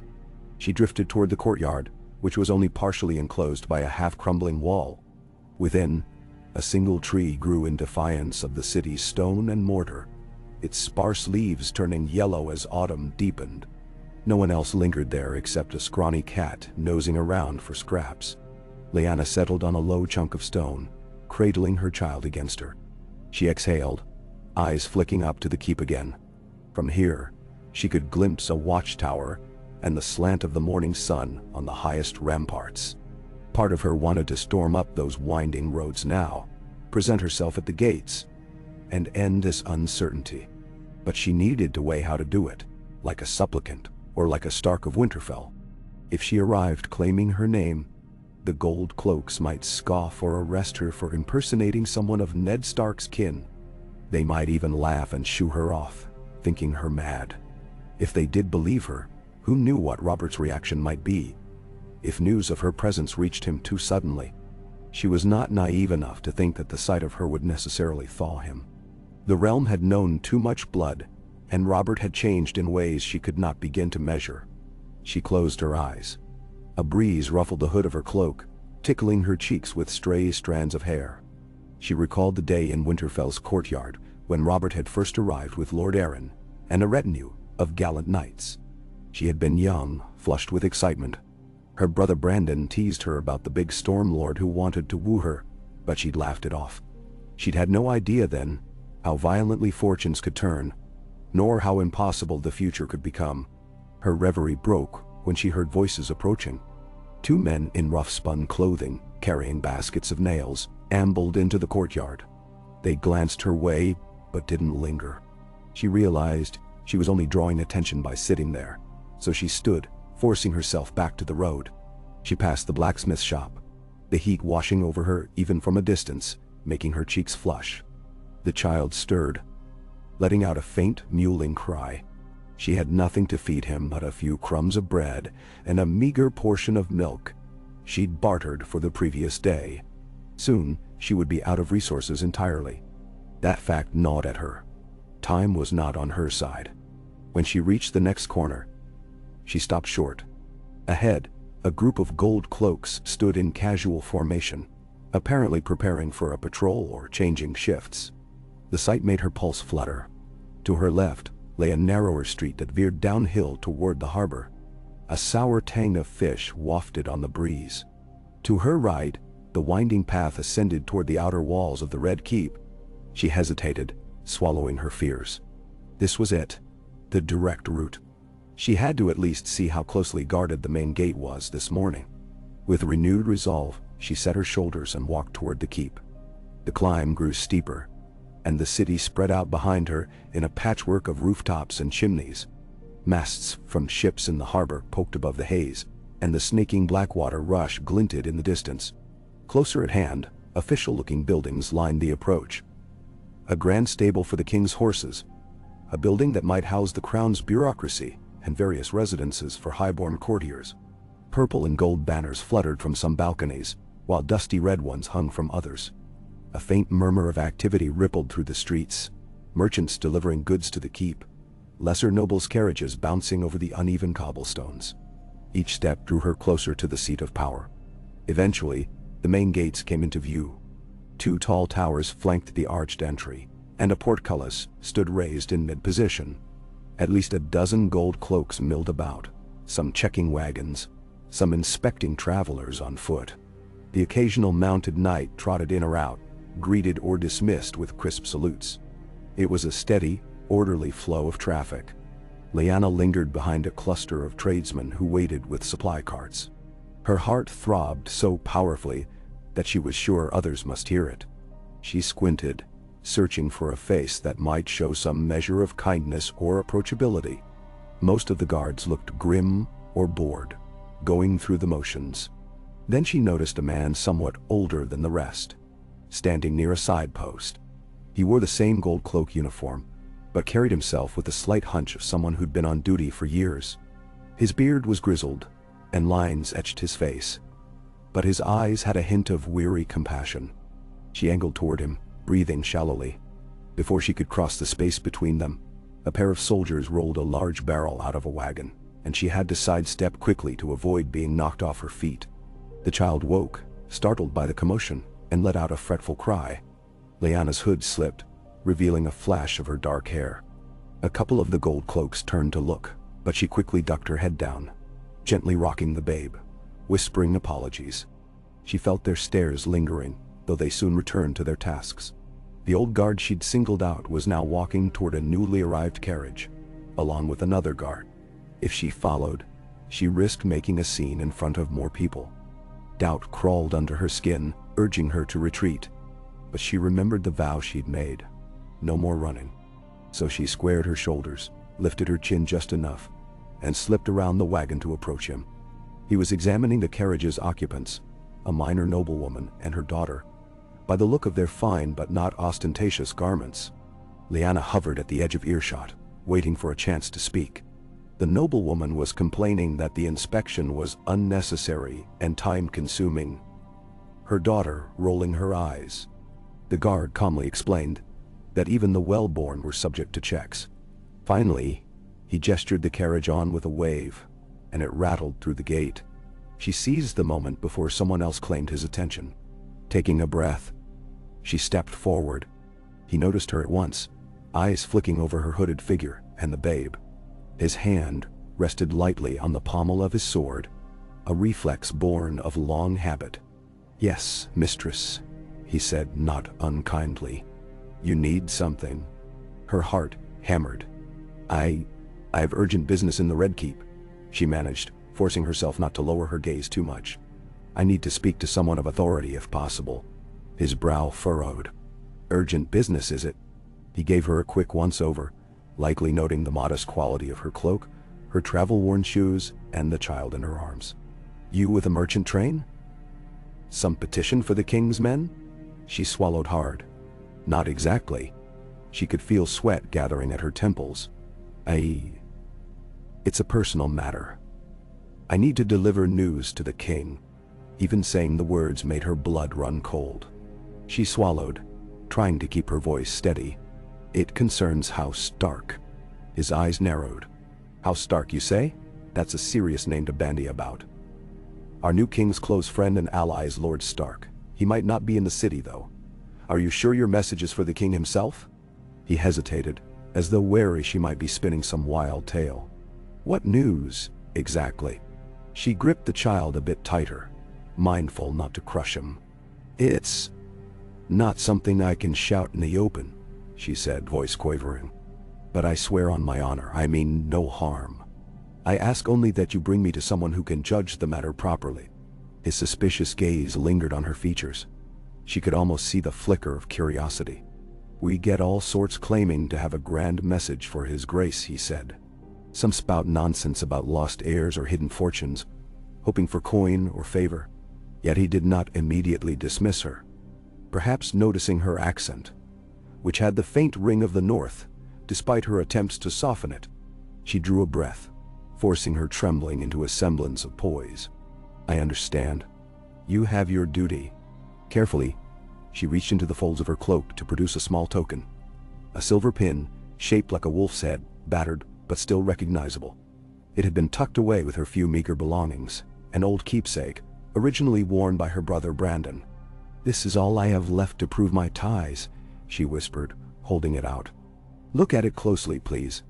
He bent nearer, his expression suddenly cautious, as though expecting a trick. But when his gaze fell upon the pin, his eyebrows lifted fractionally. House Stark's sigil was unmistakable. The craftsmanship, though simple, was authentic. "Where did you get this?" he asked, voice quieter now. "It belonged to my family." She swallowed, deciding to reveal a bit more. "We were separated. I have reason to believe Lord Eddard Stark was here until recently. I am too late to find him. But the king must know I'm alive." She felt her voice nearly fail on those words. "He must know. The war. All of it." He drew back, studying her face intently, though the hood cast shadows. "Alive," he repeated, trying to piece together the puzzle. "Then you are." His gaze dropped to the child again. Something in his demeanor softened. "I see you're sincere, or you believe yourself to be at least. By the gods." He rubbed a hand over his jaw, as if uncertain whether to risk trouble by indulging her. She took a shaky step closer, speaking in a hushed rush. "If you've a captain or officer, lead me to them. Let them question me. I'll answer all they ask. Only do not turn me away. Please." He opened his mouth as if to protest, then sighed. "Sir Trant's in command of the gate this morning. You can speak to him. If he thinks you're full of wind and nonsense, it ends there. You'll be turned out. Agreed?" "Tirana one." Lyanna nodded, relief washing through her so suddenly it was dizzying. "Agreed. Thank you." She tucked the pin back under her cloak, concealing it from the glances of passers-by. He grunted, motioning for her to follow. They threaded around a cart carrying barrels of pickled fish, the pungent smell making Lyanna's eyes water. The child squirmed and let out a brief wail, forcing her to bounce him gently in her arms. She could feel the other guards' eyes on her, but none moved to stop them. Perhaps the old guard's authority was enough. Her heart throbbed with every step, a wild mixture of hope and dread. Sir Trant turned out to be a tall man with angular features, his salt and pepper hair cropped short. He wore a slightly finer cloak than the rank and file, clasped with a small golden insignia. He was in the midst of scolding a pair of recruits for some minor lapse when the old guard cleared his throat and said, "Sir, this one claims she bears important word for the king, news of House Stark. She's asked for an audience with someone in command." Sir Trant swung his attention to Lyanna, eyes raking over her appearance. "House Stark," he echoed, crossing his arms. "What do you know of House Stark, woman?" Again, she produced the wolf's head pin, though she kept most of it concealed from the crowds. He studied it, brow knitting. "You could have stolen this." "I could have," she admitted, "but I didn't." She felt each word tremble on her lips. "I will speak only in private, if you please." He let out a short laugh, though not a friendly one. 1,000 dreamers knock on our gates each year. Why should I indulge you? She gritted her teeth. If he turned her away now, she had little recourse but to approach another gate or risk drawing attention with a commotion. "Because the king may want to know there is a living Stark he believed lost," she said, forcing as much conviction into her tone as she could muster. "Think, sir. The war was fought. For a certain reason, I can shed light on that." She left the words hanging, hoping their implication would stir his sense of duty or curiosity. He stared at her, silent for a beat. "You're telling me you're related to Lord Stark? Or are you suggesting you are Lady Caitlin Tully, come in disguise?" He gave an incredulous snort. "Next, you'll say you're Ned Stark's sister, the lost girl who died long ago." Her lips parted, heartbeat thudding. This was it, her first actual test. "And if I am," she whispered, "would that be enough to grant me a small hearing?" His eyes flicked to the old guard, who shrugged, apparently uncertain. Then Sir Trant exhaled. "Take her to the guard room. I'll speak with her there. But mark me," he said, leveling a finger at Lyanna.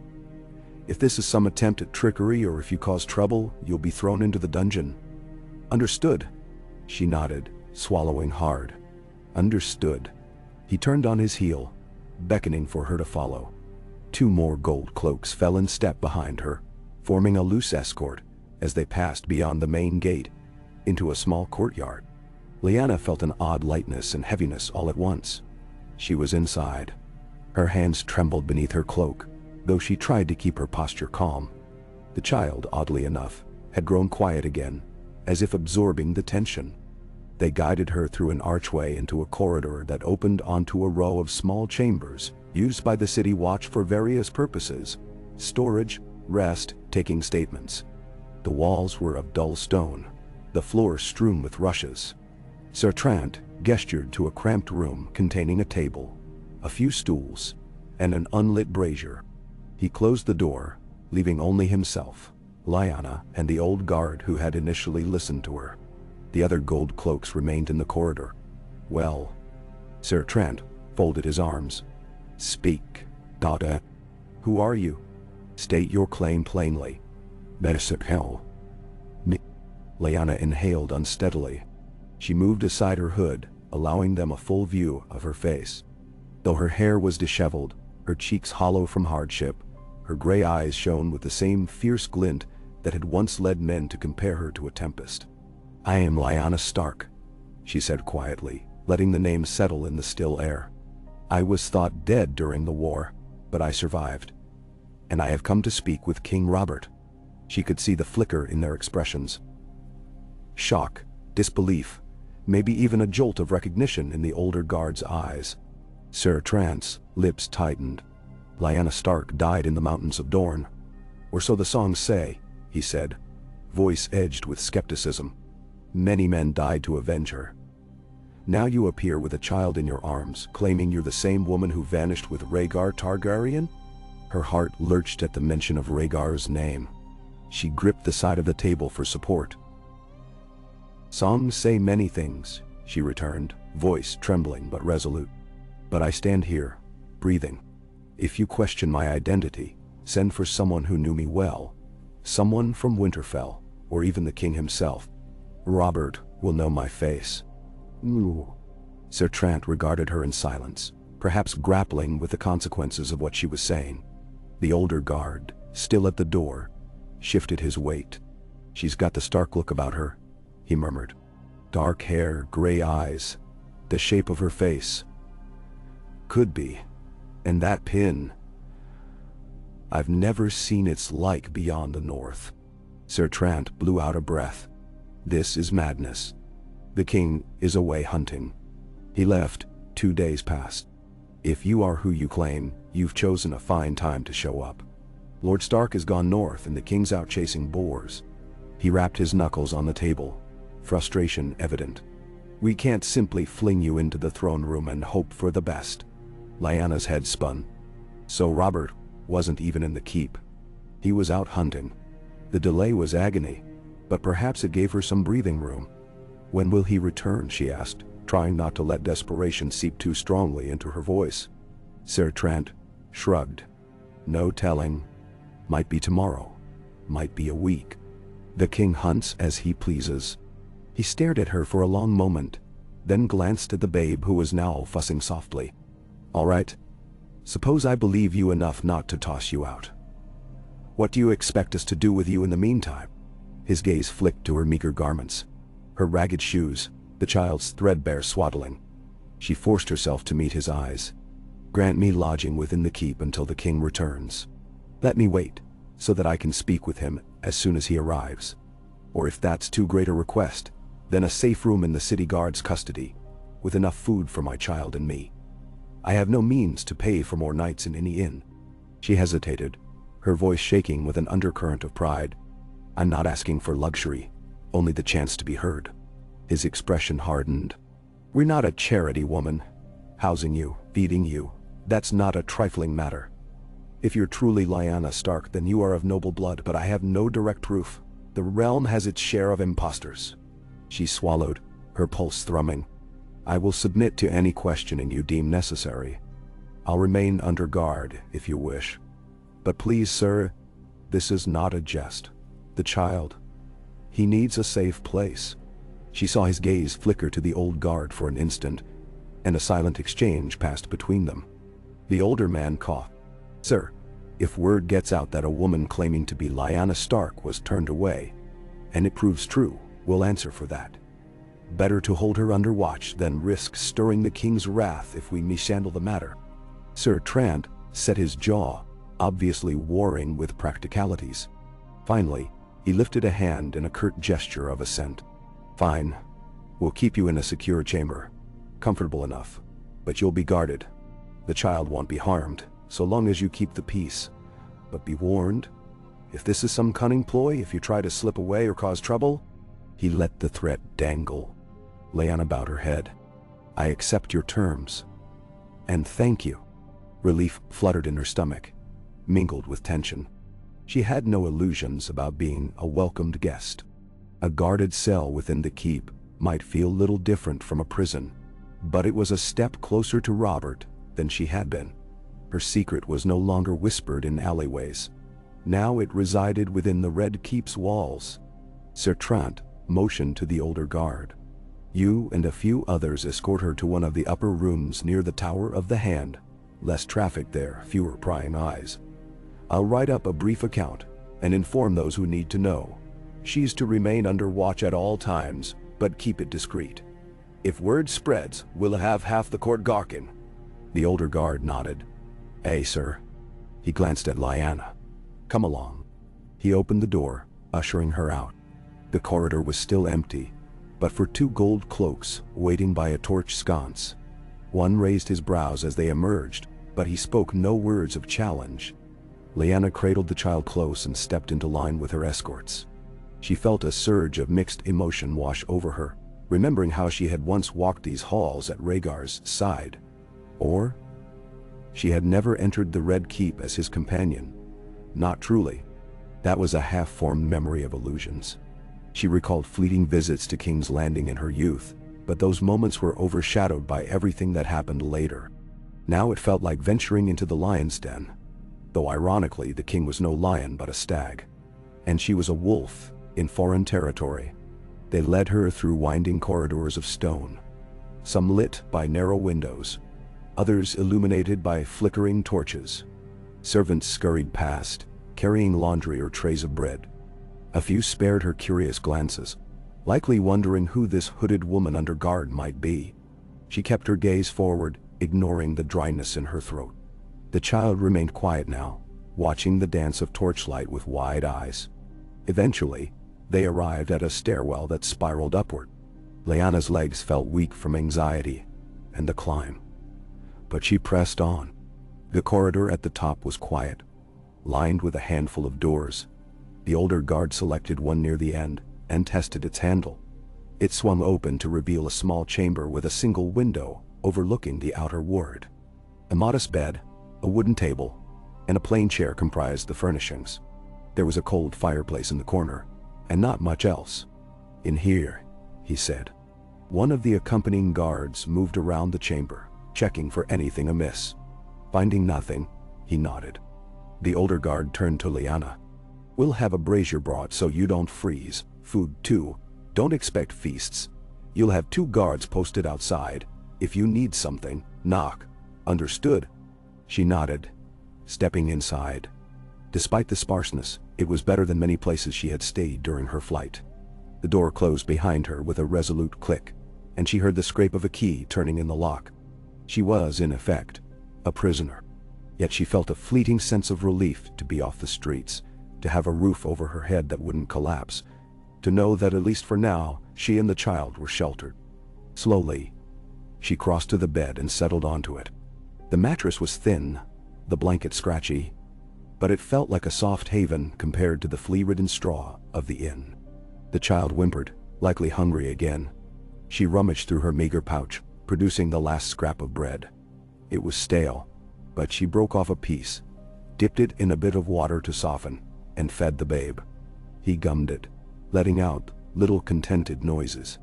She stroked his hair, tears stinging her eyes. She thought of Ned, how he might react if he knew she was locked in the Red Keep, awaiting Robert's return. Perhaps he would be horrified. Perhaps he would have told her to wait for him. But that chance was gone.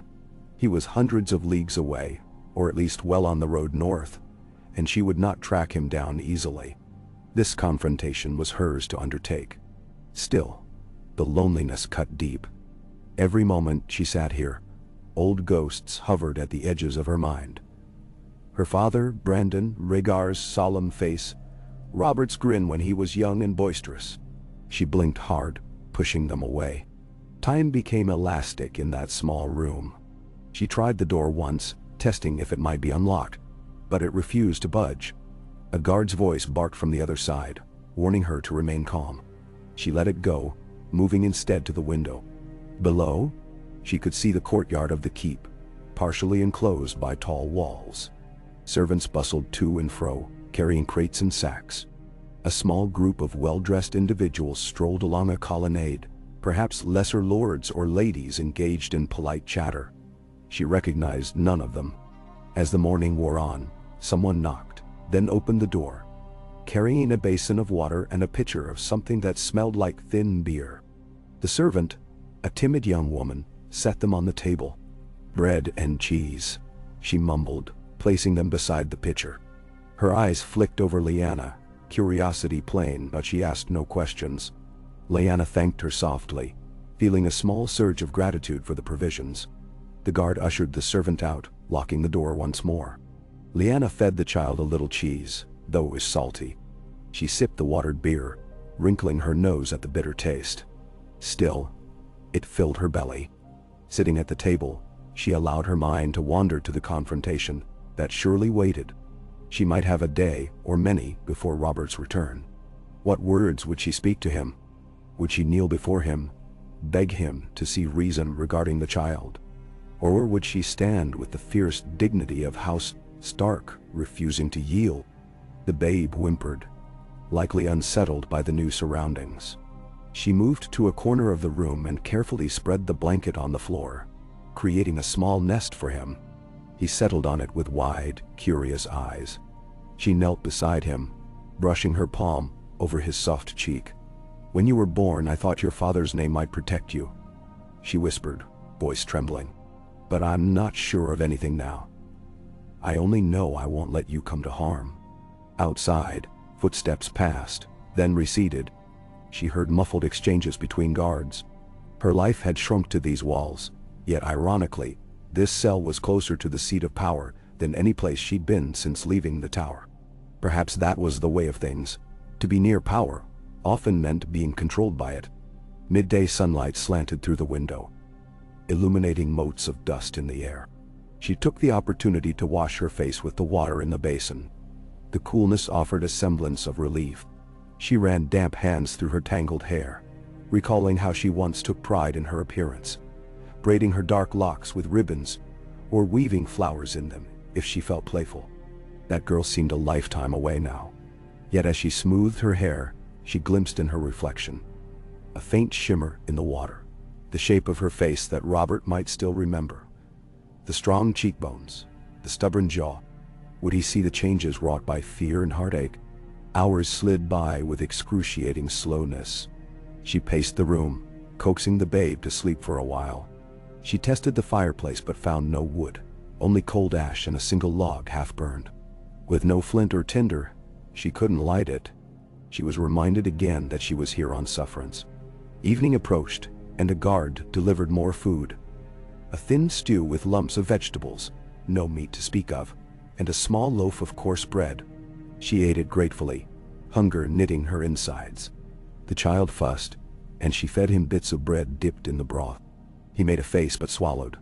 She slept fitfully that night, curled on the bed with the babe at her side. The corridor beyond remained quiet, punctuated by the occasional conversation between guards and the distant clang of an unknown door. Her dreams were restless, visions of Robert in armor spattered with blood, Rhaegar's harp echoing a somber tune, Ned calling her name from some unreachable distance. She jerked awake more than once, heart pounding. Morning came again, gray and damp. She pressed her palm to the window's glass, feeling the chill from outside. No sign of the king's return. There was a dull ache in her chest, where hope and fear mingled. She passed the time by humming lullabies for the babe, by pressing her ear to the door to glean any news from passing guards, by nibbling at the food they brought. She drifted in and out of half-sleep, haunted by memories. Late that afternoon, she heard more commotion in the corridor than usual. Doors opened and closed. The voices of men rose in tense conversation. She straightened, alert, her pulse thudding. Could it be that Robert had returned? She paced, almost dizzy with anticipation. Footsteps approached her door. She braced herself. The door opened, and Sir Trant entered, face set with a grim expression. Behind him stood the old guard and two others. "Rise," Sir Trant commanded, though Lyanna was already standing. She clutched the baby in her arms, heart skittering. "The king has returned from the hunt. He'll want to hear what you have to say." Her stomach lurched as though she'd been kicked. This was the moment she had both dreaded and longed for. Her palms dampened around the child's swaddling. She took a breath, willing her courage not to fail. "Then lead me to him." Sir Trant studied her, perhaps looking for any sign of reluctance or trickery. "Don't try anything," he warned. "If you anger him or show the slightest threat—" "I understand," she interjected, voice low. "I want no trouble, only the truth." The old guard at his side cleared his throat. "We'll escort her quietly to the small hall, as you said." Sir Trant nodded.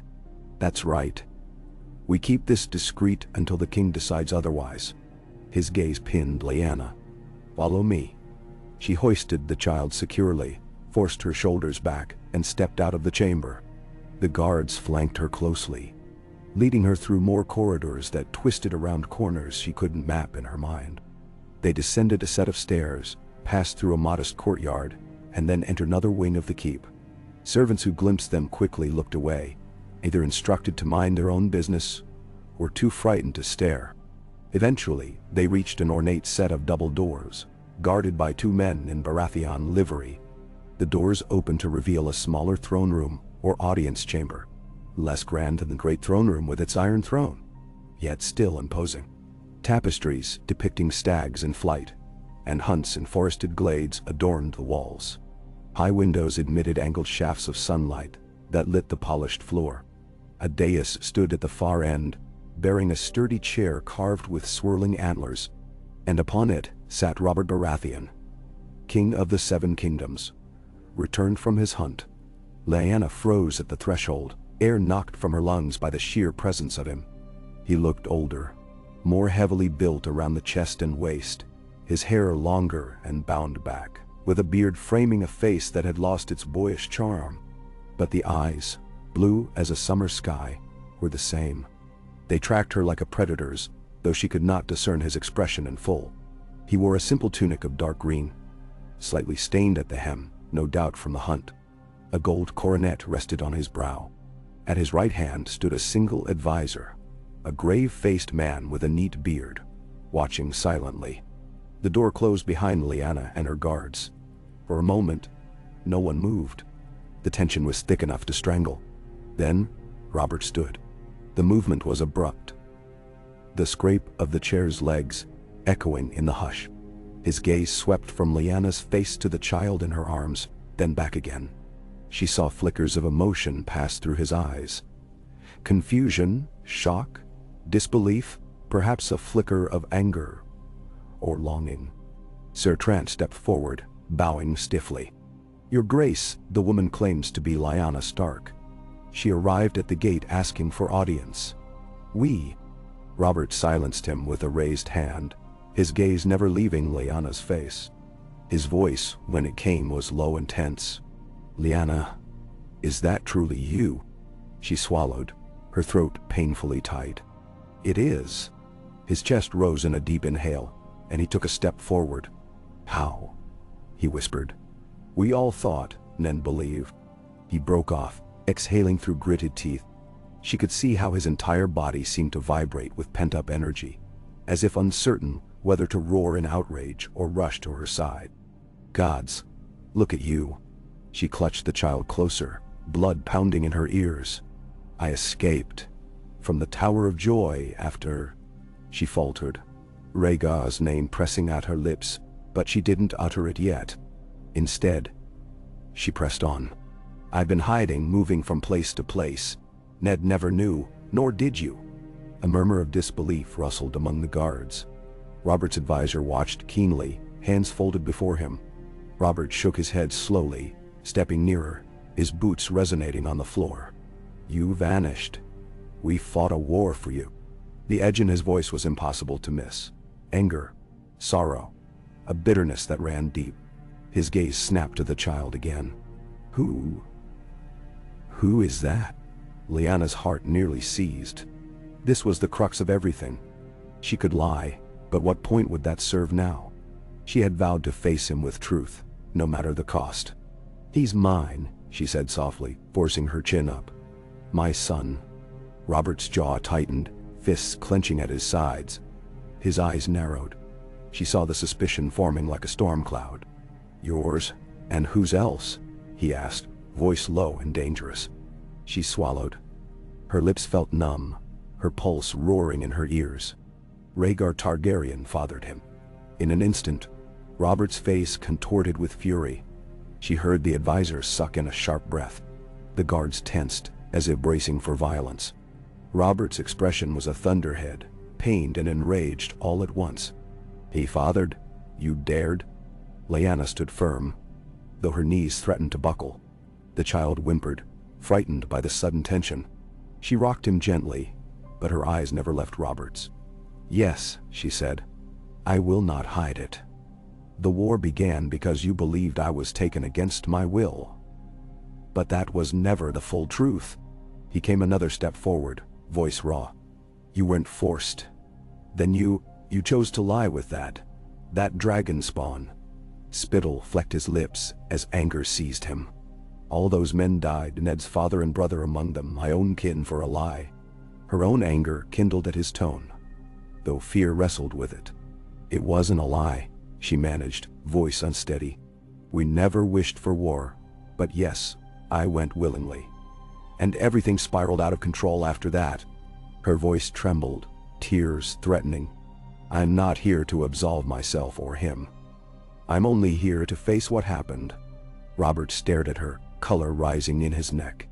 She could see a battle playing out in his eyes. The love he had once professed for her, the hatred he harbored for Rhaegar, the grief over the war's toll. She stood before him now, living proof that his entire reason for war had been built on half-truths. He raised a hand as though he might strike something, but it stayed in midair, trembling, then dropped to his side. The echo of his ragged breathing filled the hall. And that child, he forced out, glaring at the babe. A Targaryen bastard. Lyanna's heartbeat thundered. She covered the baby's ear with her palm. He is my son, she repeated, steel creeping into her voice. Whether you call him bastard or something else, he is innocent of any crime. Robert's teeth clenched, and for a moment she feared he might lunge forward. She reflexively took a step back, cradling her child protectively. The guards watched with stark attention, clearly unsure how to intervene if their king flew into a rage. But Robert did not strike. Instead, he let out a roar of frustration that echoed off the vaulted ceiling, turning away to pace. He pressed his hands against his forehead, as if trying to contain the chaos in his mind. His advisor broke the tense silence, speaking calmly. Your Grace, perhaps we should dismiss the guards and speak privately. This is clearly a delicate matter. Robert whirled around. No, he snapped, breath ragged. I'll not hide from the truth, not after all that's happened. He fixed Lyanna with a blistering stare. You left me for him? His voice cracked on the final word, a note of betrayed anguish. I would have given you everything, Lyanna. I would have laid the 7 kingdoms at your feet without all this. He made a helpless gesture. You chose him. She felt tears sliding hotly down her cheeks, though she'd fought so hard to keep them in check. I didn't leave you out of spite, she whispered. It was complicated, it was. I can't unravel it all now. But I never wanted a war. Yet we got one, Robert growled. He raked his fingers through his dark hair, tangling in the strands. And half the realm died. My own hatred for Targaryens. Did you know I ordered the deaths of Rhaegar's kin? Did you know what happened to the Princess Elia and her children? His voice shook with a remorse-tinged fury. I thought I was avenging you. You, my betrothed, stolen and dishonored. Gods, Lyanna, do you understand what you've unleashed? She bowed her head, tears falling freely. I know it's terrible, she said in a broken whisper. I grieve for them, and for all who suffered. I can't unmake the past. All I can do is stand here and tell you I survived, and so did this child. I can't change that he is part Targaryen." His chest heaved, face etched with conflict. For a moment, the entire room felt poised on the edge of disaster. Then the baby let out a plaintive cry, sensing the charged emotions swirling around them. The small, helpless sound seemed to pierce Robert's rage like a sword, drawing his gaze back to the child. He stared at the babe, that soft, wrinkled face turned up toward him in fear. "Gods," Robert murmured, voice hoarse. "A Targaryen spawn, here in my hall." He closed his eyes, as if wrestling with some inner demon. When he opened them again, he looked at Lyanna with a haunted expression. "Tell me you don't expect me to accept this child as my own. Tell me you don't think I'd—" "You can't possibly." He trailed off, fury warring with heartbreak in every line of his posture. Lyanna pressed her lips together, tears still on her cheeks. "I expect you to hear me," she said, "and to recognize that you and I both bear responsibility for what happened. If you want to blame me, do so. But don't punish a child for it. I came to challenge you, to see if you'd face the truth after all that's been done in my name." He let out a bitter laugh. "Challenge me? The woman I once intended to marry, returning from the grave with Rhaegar's whelp in her arms, demands I face the truth." His eyes flicked to Sir Trant and the guards, then to his advisor. He waved a dismissive hand. "Leave us," he said hoarsely. "All of you. I'll speak with her alone." Sir Trant looked uncertain. "Your Grace, is that wise?" "I said leave," Robert barked, turning a glare on him that brooked no argument. "No." One by one, the men bowed or inclined their heads and retreated, though Lyanna could see the worry in their faces. The heavy doors closed behind them with a resonant thud, leaving her and Robert alone in that chamber, the silence buzzing like static. Outside the windows, the late afternoon sun cast a golden glow on the floor. Robert's breathing was still labored. He took another step closer, then stopped, as though the child's presence formed a barrier he didn't dare cross. Lyanna could almost feel the heat of his pent-up emotion, roiling off him in waves. She forced herself to stand steady, though every instinct said to shield the babe, to run. Slowly, Robert sank to one knee on the polished floor, as if his strength had given out. He bowed his head, broad shoulders shaking. "All this time," he muttered, voice ragged, "all this time I've dreamed of you, mourned you. I built an entire kingdom on the bones of that vengeance." He exhaled in a shudder. "And you were alive." Lyanna's tears fell again, unstoppable. She knelt as well, though she kept some distance. The baby cuddled to her chest. "I'm sorry," she whispered. "I'm so sorry." He looked up, tears gleaming in his own eyes, etched into lines of anger and grief. "Why, Lyanna?" he asked, voice breaking. "Why did you do it?" She closed her eyes, remembering Rhaegar's intense gaze, the swirl of politics and prophecy she had barely understood. "I believed him," she said finally, each word like shattered glass. "He swore it was destiny, that we could bring peace somehow. I wanted to help him do it. I thought it was bigger than us, but I didn't foresee the cost." Her voice trembled. "I was foolish. And then I was trapped, pregnant, forced to hide while armies marched. I betrayed you, yes. And I betrayed the realm by not speaking sooner. But it's done. Nenastd."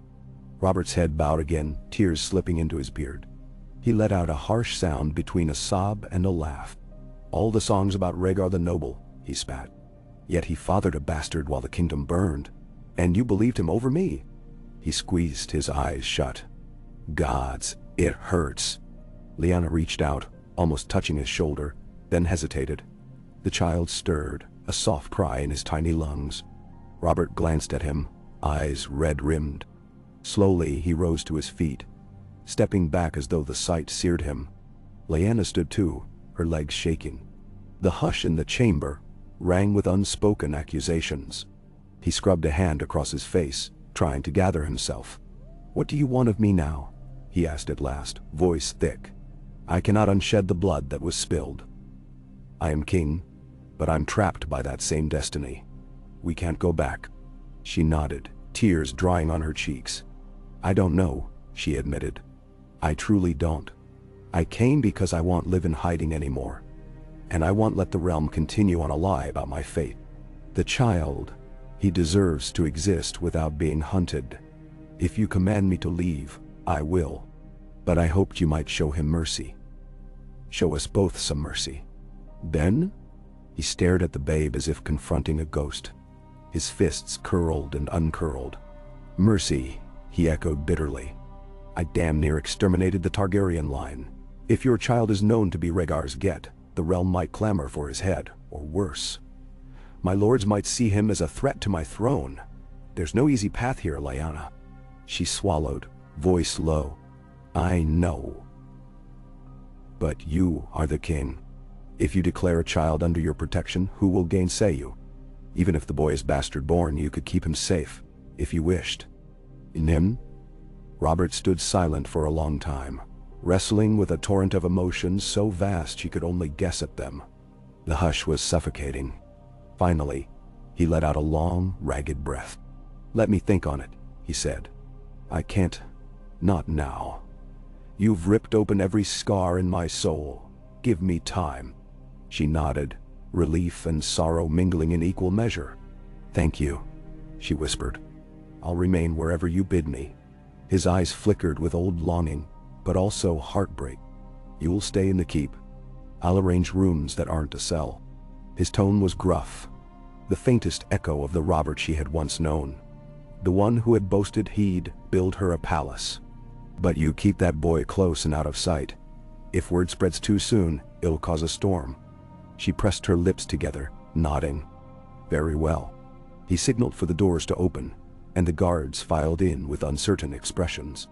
In a rough, hollow voice, Robert commanded that the lady be given appropriate quarters in a discreet wing, and that she remain under guard for her own protection.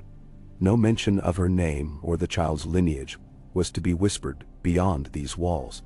The guards bowed, though their eyes flicked to Lyanna with shock and curiosity. She met Robert's gaze one last time before they led her away.